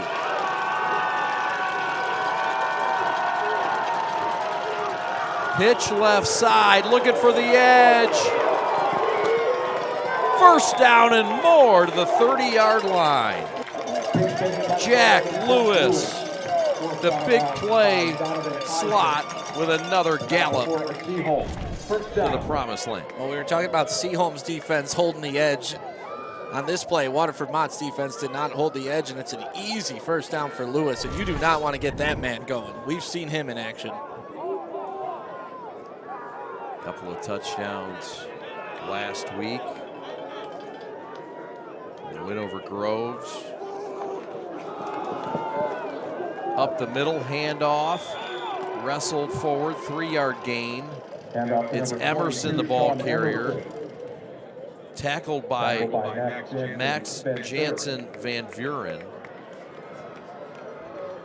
You're kind of getting the feel that Seaholm settled the game down a little bit. You know, it was going a little too fast earlier in this 2nd half, and now they're back into control.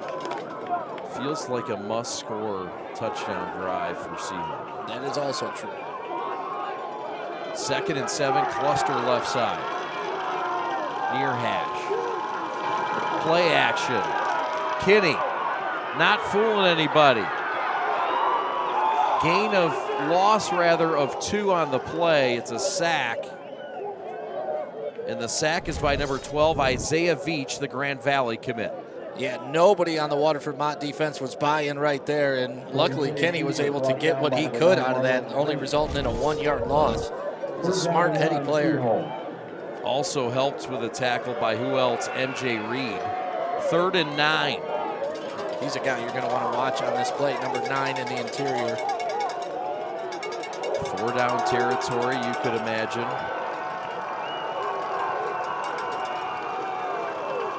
Colton hands up the middle. It's short of the first down, short by a couple yards. Short by 3 yards.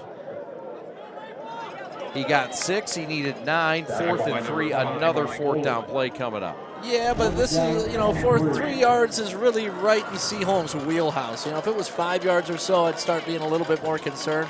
But this is what they're comfortable with. But that being said, it's a huge 4th down in the scheme of this game. You do not want to turn the ball back over to Osborne and Mott. No, sir. Ball on the 22. Seaholm down 2 scores. 2 to go in the 3rd. Handoff right side. It's a 1st down and more. Kitty with a carry. And the top rusher tonight for the Maples as a clutch 1st down run. And that's the thing, if you're Seaholm, you're perfectly happy picking up 3 yards. If you know it's 4-down territory at all times, 3 yards will get it done every single 1st down. So they're happy with that. 4th and 3, nothing to them.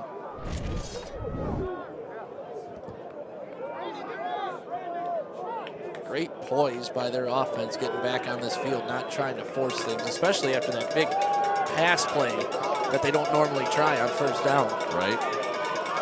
All 182 yards for Seaholm have been on the ground tonight, not with 95. Pitch left side, caught by Lewis, and dropped immediately.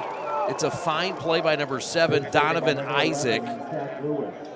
It is a gain of 3, but Lewis is known to erupt on plays like this normally. Yeah, that's about as good as you can play the veer. You had 2 guys on the quarterback, 2 guys coming down on the pitch man, and we're able to hold that to only a 2-yard gain. Mikey Bolin also a contributor to that. Bolin, a trusted defender, 6'1", 225 senior.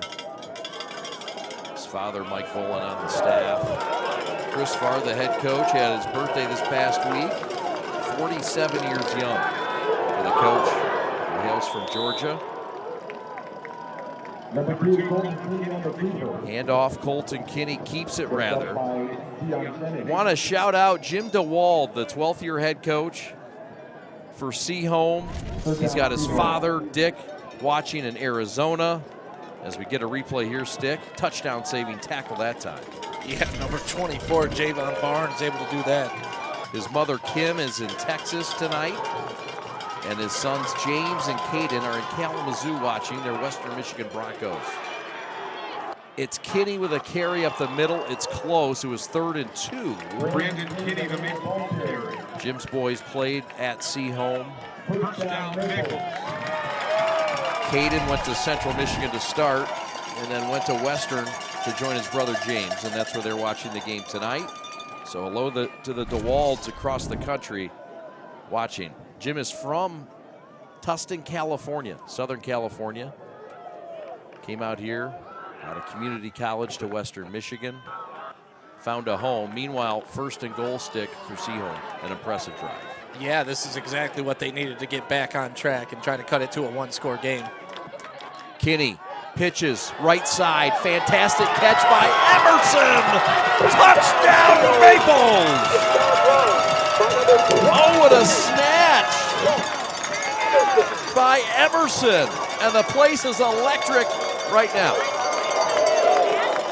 Yeah, Emerson making another great play on a pitch. That's twice tonight. We've seen the running backs kind of bail out the pitch man. But look at that, one-handed grab with the cutback. It kind of led him into that cutback, which put the cornerback out of position.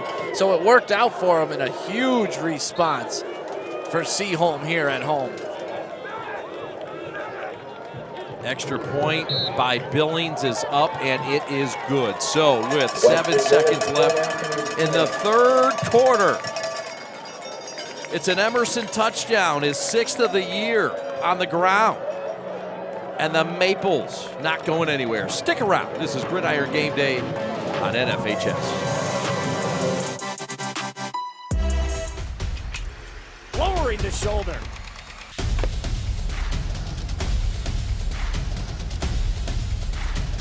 Swing and a miss. McGinley scores!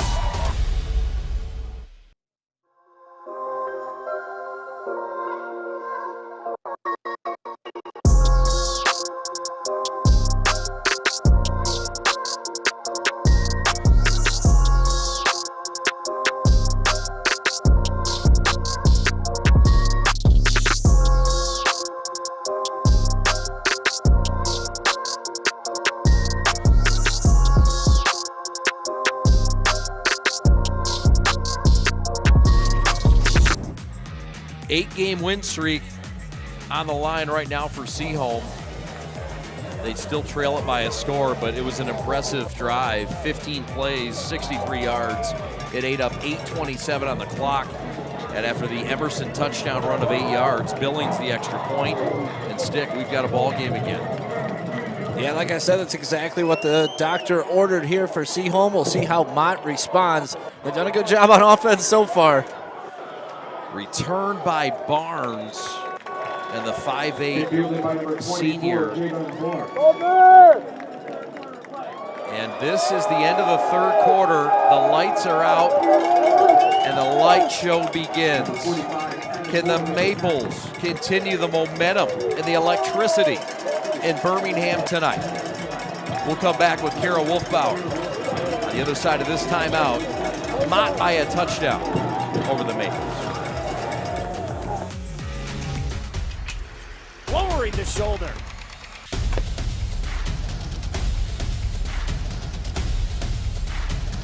Swing and a miss. McGinley scores!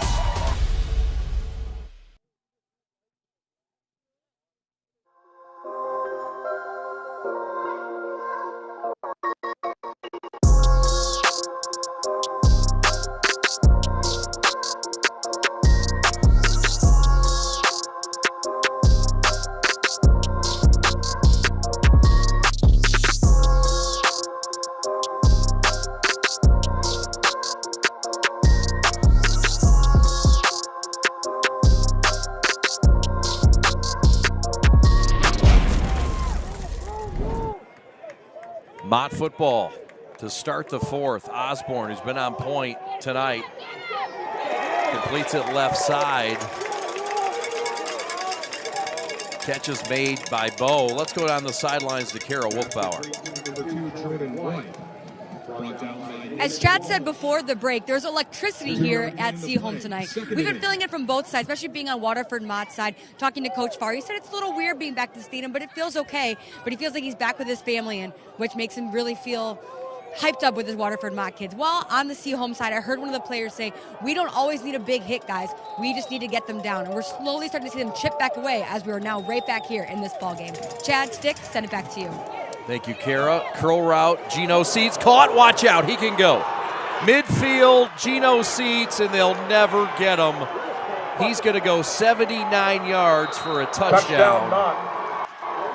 And Mott strikes quick in another two-play touchdown drive. Yeah, 2 is the magic number for Waterford Mott tonight. That's their third touchdown drive on 2 plays, and you just see Geno Seats makes one man miss, and like you said, you're never going to catch that man. And he's looking to be the quarterback eventually at this program when they move on, and you can tell they're going to have some athleticism at that position for years to come. A lot of speed, size, and skill for this Mott team, and that's a quick gouge and answer. Here comes the extra point attempt by Sinan Benitez, looking to convert on his 4th PAT, and it is good. Well, he's had 3 out of the 4 barely make it, but close only counts in horseshoes and hand grenades. 28-14, Mott by 2 scores, 11:07 to go in the 4th. We're coming back in 30 seconds. This is NFHS coverage of Gridiron Game Day.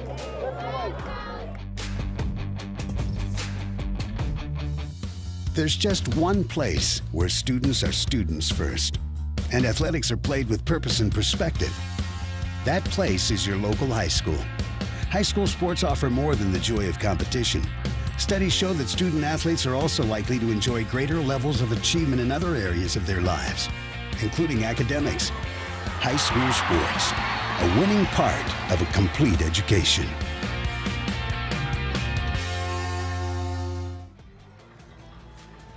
The Maples 9-1 on a roll. 8-game win streak right now in jeopardy, but what a season it's been. Surpassing last year's fine 8-3 record. Champions of the OAA Blue. Jim DeWald in his 12th season. Semi-finalists. Stick, they were in the Final Four in 2019. And they're trying for their 4th district title all time. Troy Hairston, a grad of 2017. Former Chippewa, fire up. And MAC Player of the Year with the Houston Texans. Tim Allen, comedian, actor, also a Seaholm proud grad. Benitez knocks it down to the 5. And ball is out, but he was out of bounds before the ball came out. 22-yard line is where they'll mark it with 11:02 to go in the 4th quarter. It was another interesting strip out of bounds and then just got thrown back in play. Everybody thought it was down. That scoring drive, 2 plays, 81 yards. Geno Seats, a guy who had 3 touchdowns last week. A fabulous one-handed grab as well.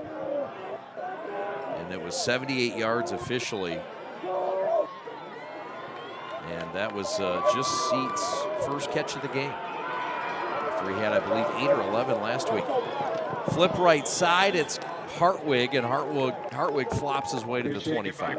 Yeah, but Seats comes up now on defense and does exactly what we've been talking about that both sides haven't been doing. Look at this contain, forcing the running back to go back up inside, and that's when you're able to tackle him. Great play, coming off a 79-yard touchdown reception, and then coming back and making the tackle. So Seaholm looking at a 2nd and 8. And get a look at Coach DeWalt running in the play. Kenny, we've only seen drop back to pass once tonight, but it's almost looking like time where that's got to happen probably a little bit more. And it's not really the comfort zone for Seaholm. That's right. 2nd and 8, 10:15 left. Pass thrown downfield. Sullivan caught at the 48-yard line. Big play, Louis strikes again. They'll mark him down at the 49-yard line. It's a gain of 25 yards. Yeah, Kenny able to get that throw off. That's exceptional right there. Look at the pressure on him by who else? Big number 9, and he takes the hit. Little underthrown. You can tell why, but it still worked out for Seaholm. Like I was saying, this is about the time where they're going to have to start passing a little bit more.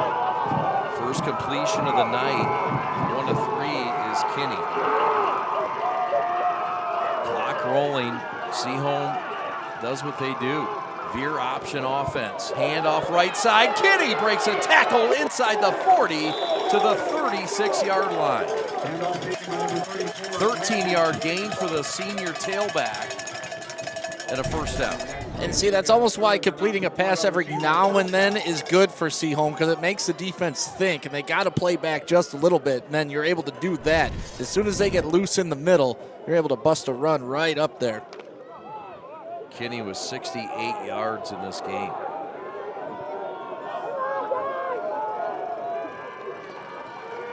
First and 10 from the 36 of Mott. Hot hand keeps it, falls forward for about 4 yards. Brandon Kinney, the Maple ball carrier. Tackled by number 76, Dean Bruin. So 2 things have to happen, Stick. I mean, you need a Seaholm score if you're Seaholm, and then you need a Seaholm stop. Yep. And neither one of those things are going to be easy, but it looks like they found something here in the run game. Yeah, well, and, you know, like I said, loosening up with the pass. And one thing we haven't seen in this game, it's been a very clean game on turnovers. Yeah. That's been something that's been missing to sway some momentum. That's right. There's a slip at the 35-yard line. It's a loss of 2. It'll be 3rd and 9 with 8.5 left, and this is a tough negative play here for the Maples. Yeah, just tries that plant foot and slips. I don't think he was going to go far. Number 12, Isaiah Vetch, was right there, ready to take him down. But, you know, you're in 4-down territory, so here, if you're Seaholm, obviously you want to pick up the first down, but you'd be happy with about 6 yards. 8 minutes left. Sullivan at the bottom of your screen. Kinney under center. Kinney in the backfield. Counter trap. And a productive run for Jack Lewis, so it'll be 4th down. But Lewis gets about what you suspected, 4 yards. Yeah, it's about exactly where you want to be. I mean, you knew you would be. Obviously, like I said, you want the first down, but you're okay with this. You're comfortable. You have 10 plays for this. 4th and 4. You try to draw them off sides. Jim DeWalt on the field. Play clock at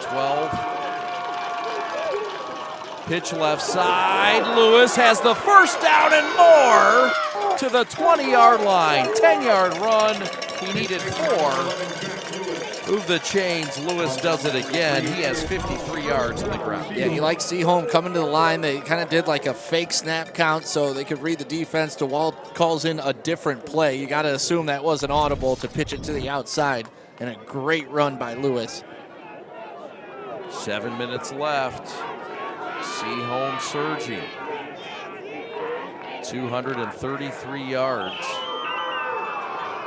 on the ground.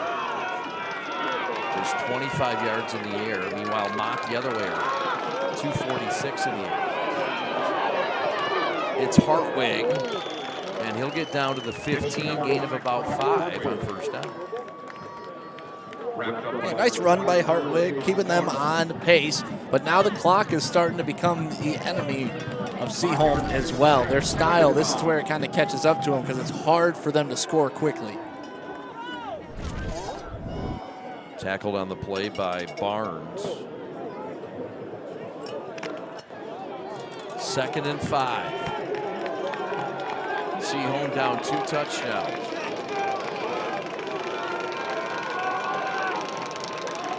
Colton Kinney, a 3-year starter at quarterback, handoff right side to his brother, and the twin is in. Touchdown, Maple.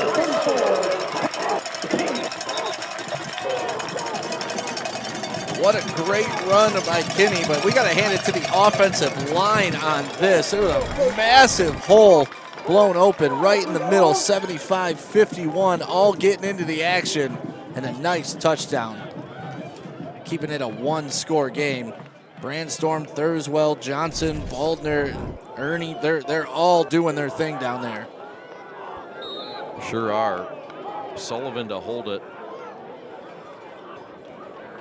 Baldner to snap it, and Billings' extra point is good. So with 5 minutes, 58 seconds remaining, Seaholm has cut the lead in half. We'll take a quick timeout. We'll come back to Birmingham in a moment. We got a banger.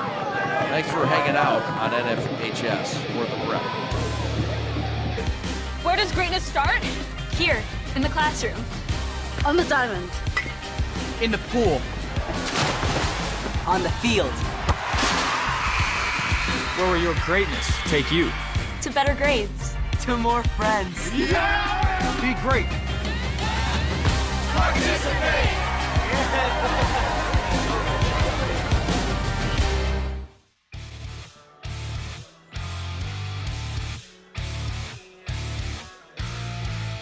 Seaholm to kick it off. What will they do? Is this a time where you onside kick? I don't think so. You still got 5:58 left in the game. You got to trust your defense. I know they've let up 28 points already, but they still did a good job in the first half, and I think you can trust them. Had a great time in discussion with Spencer Adams, the 5th-year defensive coordinator, guy who hails from the same hometown is John Wooden, Martinsville, Indiana. Had a great chat with Spencer. He does a great job here as the defensive coordinator. Played at Aurora University. Don Beebe, remember Don Beebe? He's now the head coach at Aurora University. That was almost an interesting long onside kick, but it ended up bouncing out of bounds. But Seaholm had a shot to recover that football. Scoring update, Carlson leads Dexter by a point entering the fourth. What an answer by the Dreads.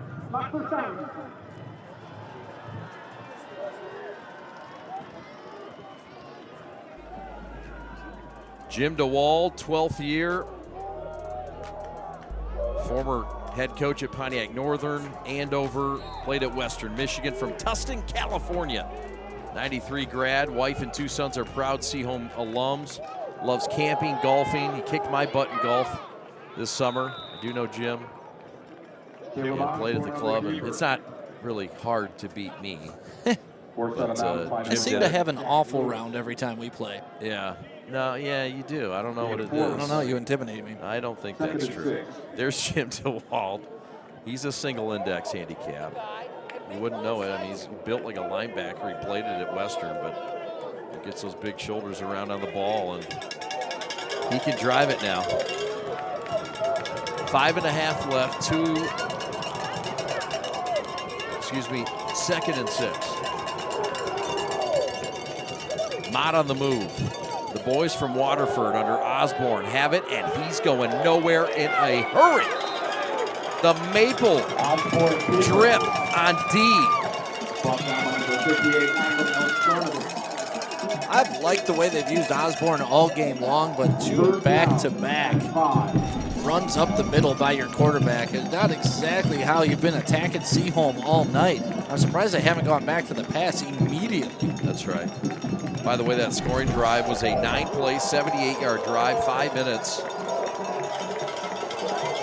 Brandon Kinney with a touchdown, 15-yard variety.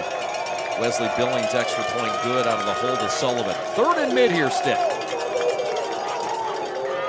Osborne with time. Pocket breaks, in trouble.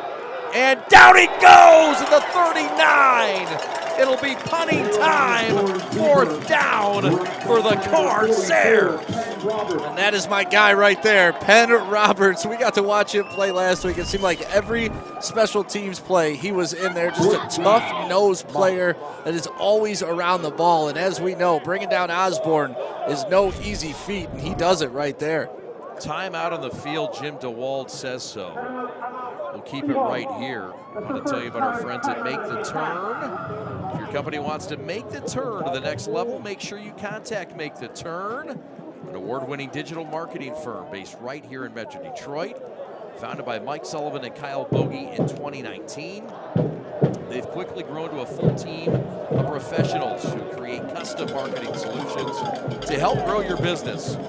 Now, maybe you've got a great marketing department and want to get 10% better, or maybe you're just a business owner who wants a marketing director like Jam Jan. Without the full-time salary, it's worth visiting MakeTheTurn.com and checking out all the great examples and reviews. They can help you with content creation, digital advertising, or even just optimize your social media and web presence. Visit MakeTheTurn.com to schedule a free consultation and see how they can help your company make the turn to the next level. We thank our friends at Make the Turn. Sully somewhere warm, Bogey probably somewhere in Royal Oak, tearing up the town. 4:04 left, 4th and 5. Corsairs gonna punt it away, Stick. Or so it appears. Osborne at times is the punter. You'll also see Jordan White back there. And timeout called. Chris Farr calls a timeout. This is interesting. He has 2 left, Stick, but what in the world is he thinking about here? I'm not sure on that. It looked like the punter wasn't giving the signal to the center to hike the ball, and it was just kind of a miscommunication. I don't think he was too happy about calling that timeout, unless he just wanted to get a look at how they were going to defend if they were going to do a fake punt. Right on. Chris Farr, in his 13th year as a head coach at Mott, was the head coach at Seaholm. Was there from 2001 to 2010. Came as the receiver coach. Ended up parlaying that into a head coach gig here in Birmingham. Coached at Ellsworth College for a minute. He's out of Meadow Creek High School in Norcross, Georgia, suburb of Atlanta. Went to Wayne State. He's a Tartar/Warrior. and a guy that didn't even want to give his honors. He does have several. Says it doesn't matter to him, prefers his players get it. Congratulations, he has a 1-year-old son, Kane, a couple of daughters, and Chris Farr, a real good one in his 12th year at Mott High School. Why are you not going to mention the dog? He listed the dog. I missed the dog. See, Jack was quick on the trigger.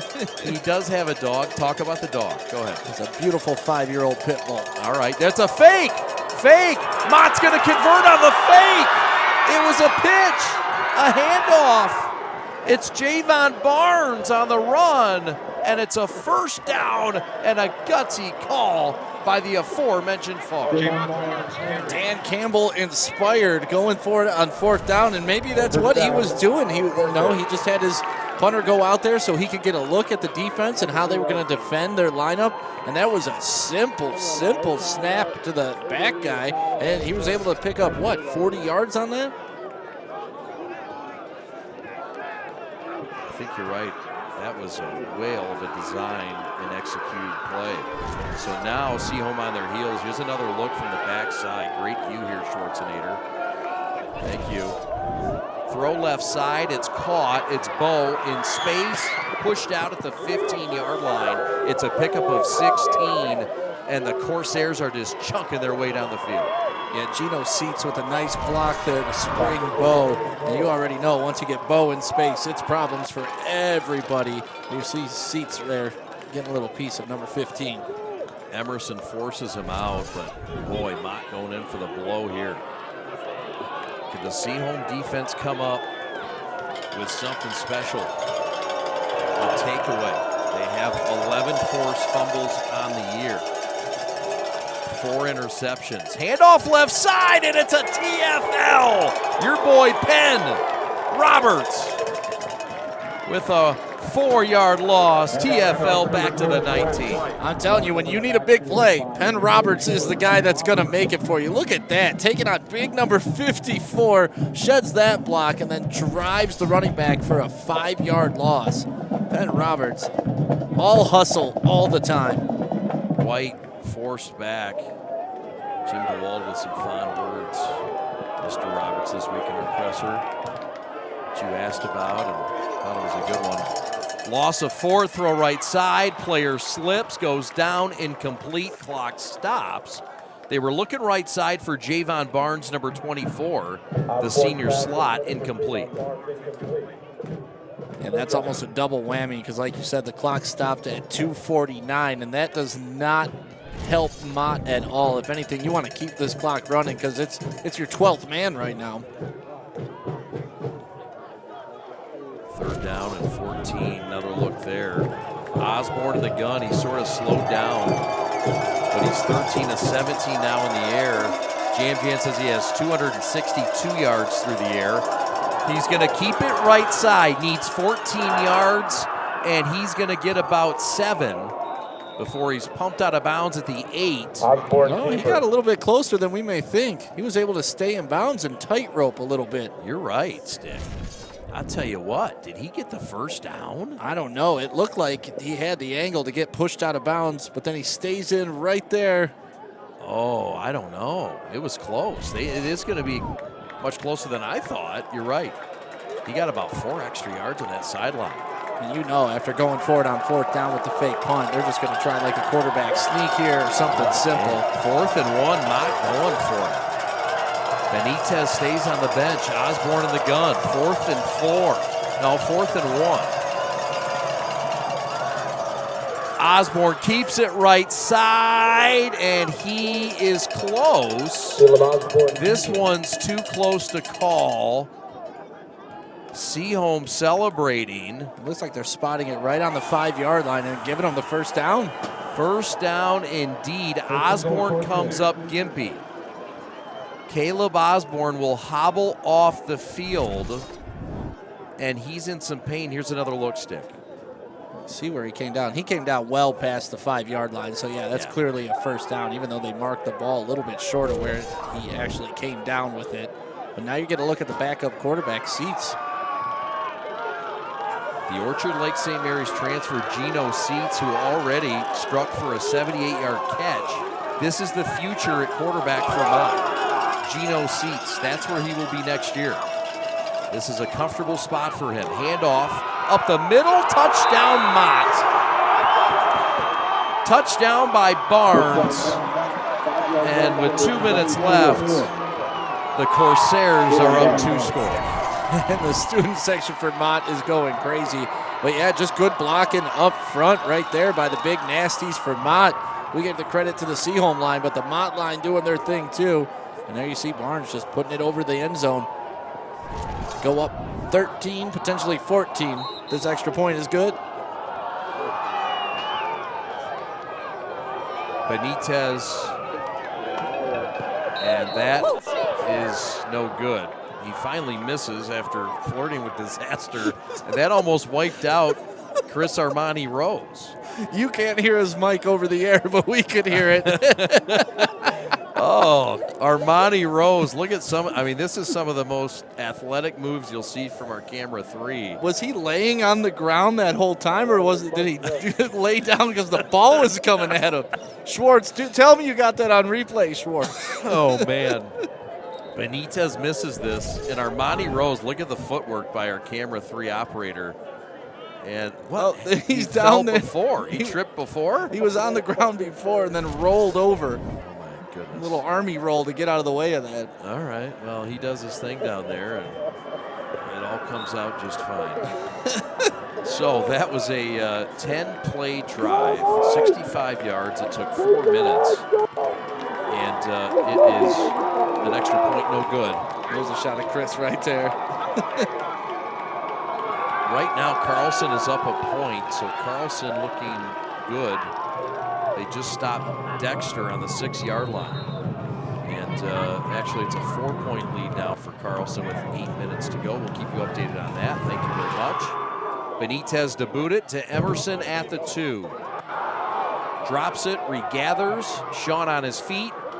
Across to the 15. A hop to the 15, and that's where Seaholm will start. An improbable position now, down 2 scores with their offense. They're up against it, Stick. There's no secret. Yeah, they are, and they've been outscored 34-14 since that opening drive. So it's been all Waterford Mott. And Seaholm has it in them. We've seen their athletes. Once you get them in space, they can make people miss, and they can hit that big play. But they got to act fast, and they got to act now. They do. We'll see what they come out with. $1:50 to go. And Seaholm, what a class it's been. Group of seniors.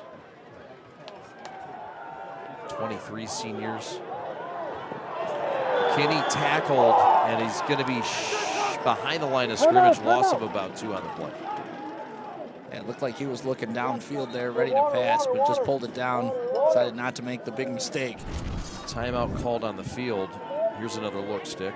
Yep, you get your quarterback in space, and you see him right there looking downfield, but then a nice tackle by Javon Barnes, who we featured early in the game, and as you could tell why we featured him. He is a solid tackler in space.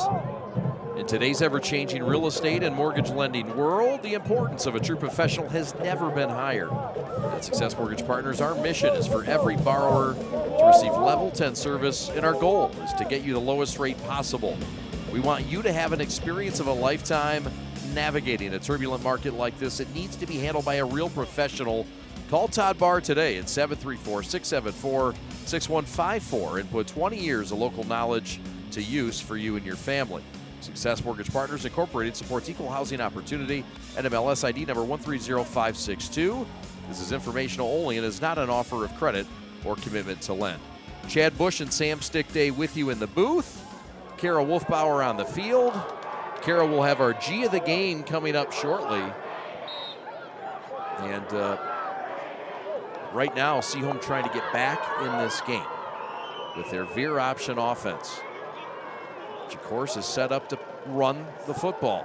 In trouble now and sacked. And it's sacked by the Brother Rice transfer Max Janssen van Vuren. And timeout Seaholm. They've got 1 timeout left. They're 93 seconds away from the end of this ball game. And look, this is obviously a situation where you're looking to throw the football, advance it. But Seaholm does what they do, and Jim DeWald has stood by that, and that's just how it is. Yeah, and, they've been successful at it, too. And, Sure. there you get a look at the quarterback, Colton Kenny, an absolute warrior in this game, too, and all season long. Coach was talking about he takes a lot of hits, extra hits in this offense, because you're faking the ball all the time, so the quarterback gets hit often, and he's just played a whale of a season for these guys. An incredible leader and incredible way to run this offense, too. We've talked about it several times. You got to be pretty smart to run the veer. Extremely smart. Film rats, both brothers. Their brother Gray, also a coach. Their father Brian. I've enjoyed getting to know. We'll see him in baseball season. Throw over the middle, incomplete. And the Maples are down to perhaps their final play of the 2023 season. And you look over to the Mott sideline, slapping hands with the student section. When we talked to Coach Farr, the one word he used was overcoming adversity and all the things that his kids had to overcome this season. When he was kind of getting choked up talking about it. And we asked him to elaborate on it, and it's like, hey, we don't even have a field to practice on. We got to bring our own dummies. Actually, we don't even have dummies, so we don't have. I asked him, what do you do? You don't have dummies. How do you practice? And they figure it out. They get kids to carpool to practice, to carpool to games, and they just keep this team together. It's been a resilient group. They were appreciative of Waterford Kettering and allowing them to practice and play on their field. Kinney in trouble, evades pressure somehow, and gets it up to the 14-yard line. And that is where the Seaholm season will end. What a season it was for Birmingham Seaholm. Mott the better team tonight, but certainly doesn't take away what this club has done all season long. No, and especially last week, beating Birmingham Groves, your big rival. And that's something we talked to their coach about, too. How do you keep a team focused? Because last week was against your rival. We were here. Both sides were packed. There were 4,000 to 5,000 people here. There was a lot of different energy than there was tonight. And to get up like that in back-to-back weeks is tough to do. Get a look at MJ Reed walking off the field. He had a big game, too. But Seaholm, incredible season. You beat Groves for the first time in, back-to-back games during a regular season. That's a big thing. Sure. And look at what your facility looks like. Only big things coming for this program. No doubt. Chris Farr had nothing but positive things to say on Seaholm. Just said how tough it is to defend them. Just the perfect technique and execution on offense. And Chris Farr, who coached here at Seaholm, all good memories, he said. Talks to Aaron Frank, has a good relationship. And he says, I learned how to coach at Seaholm. And tonight he comes back and gets a win and advances and takes the district championship here tonight to advance to play the winner of Dexter and Gibraltar Carlson.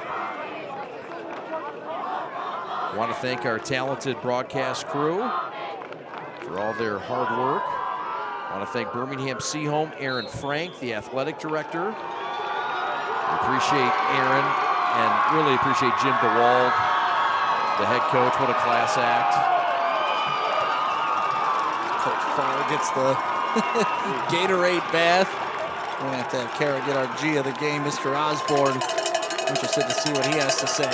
Congratulations to Waterford Mott winning the district title tonight on the road against Birmingham Seaholm. We'll come back with our G of the game with Kara Wolfbauer and number one for the Corsairs of Waterford Mott.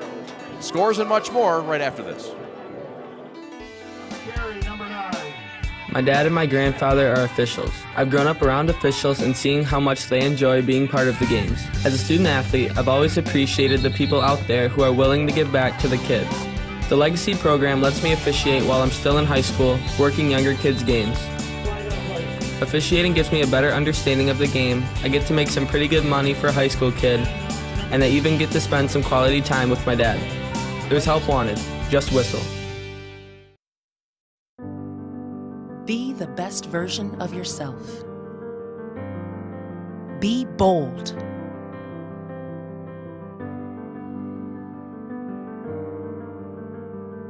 Be brilliant.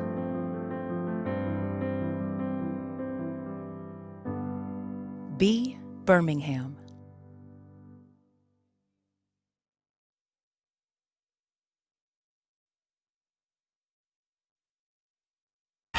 What rhymes with great? Participate.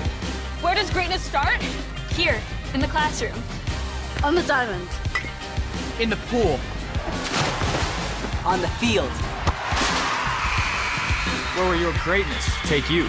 To better grades. To more friends. Yeah! Be great. Participate.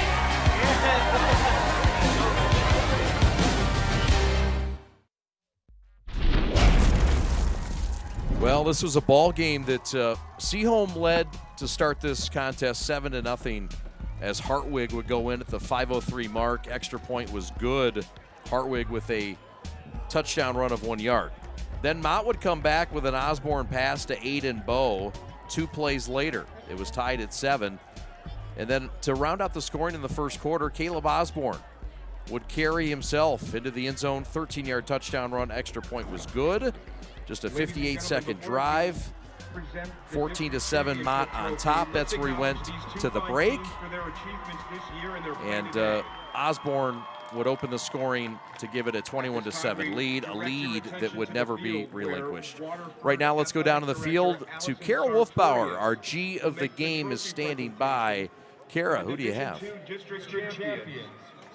With Caleb Osborne here, our G of the game presented by G Brands USA. So district title win. Tell me what this game meant to you guys. It meant all to us, man. We've been preparing this whole week, and we knew we had to come and battle because they're a tough team, and they've been winning a lot of games this season. So we knew we had to play our hardest and give it everything we got. And your coach has been talking to us about a lot. The best thing's been seeing you guys really overcome adversity, a lot to deal with this season. So how does it feel really knowing how much you guys have battled and you're making it this far? It's a good feeling. We got hella, my fault, a lot of pride. I know we been through a lot, but that didn't stop us from getting to practices and stuff. And I won't ask for no other team, man. I love these boys for real. Well, congratulations. Good luck at Toledo next year, and we'll send it back up to the guys in the booth. G of the game presented by G Brands USA. All right, a lot of fun down there for the Corsairs. Thank you, Kara Wolfbauer. Great job all night. And Chris Armani Rose, cameraman on the field, hope he's okay.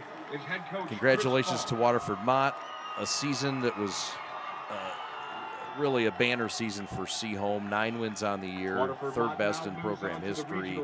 Jim DeWalt back-to-back seasons with 8+ wins. He's been to the semifinal as early as 2019. What a season for Seaholm, and a deserving champion of this district in Waterford Mott.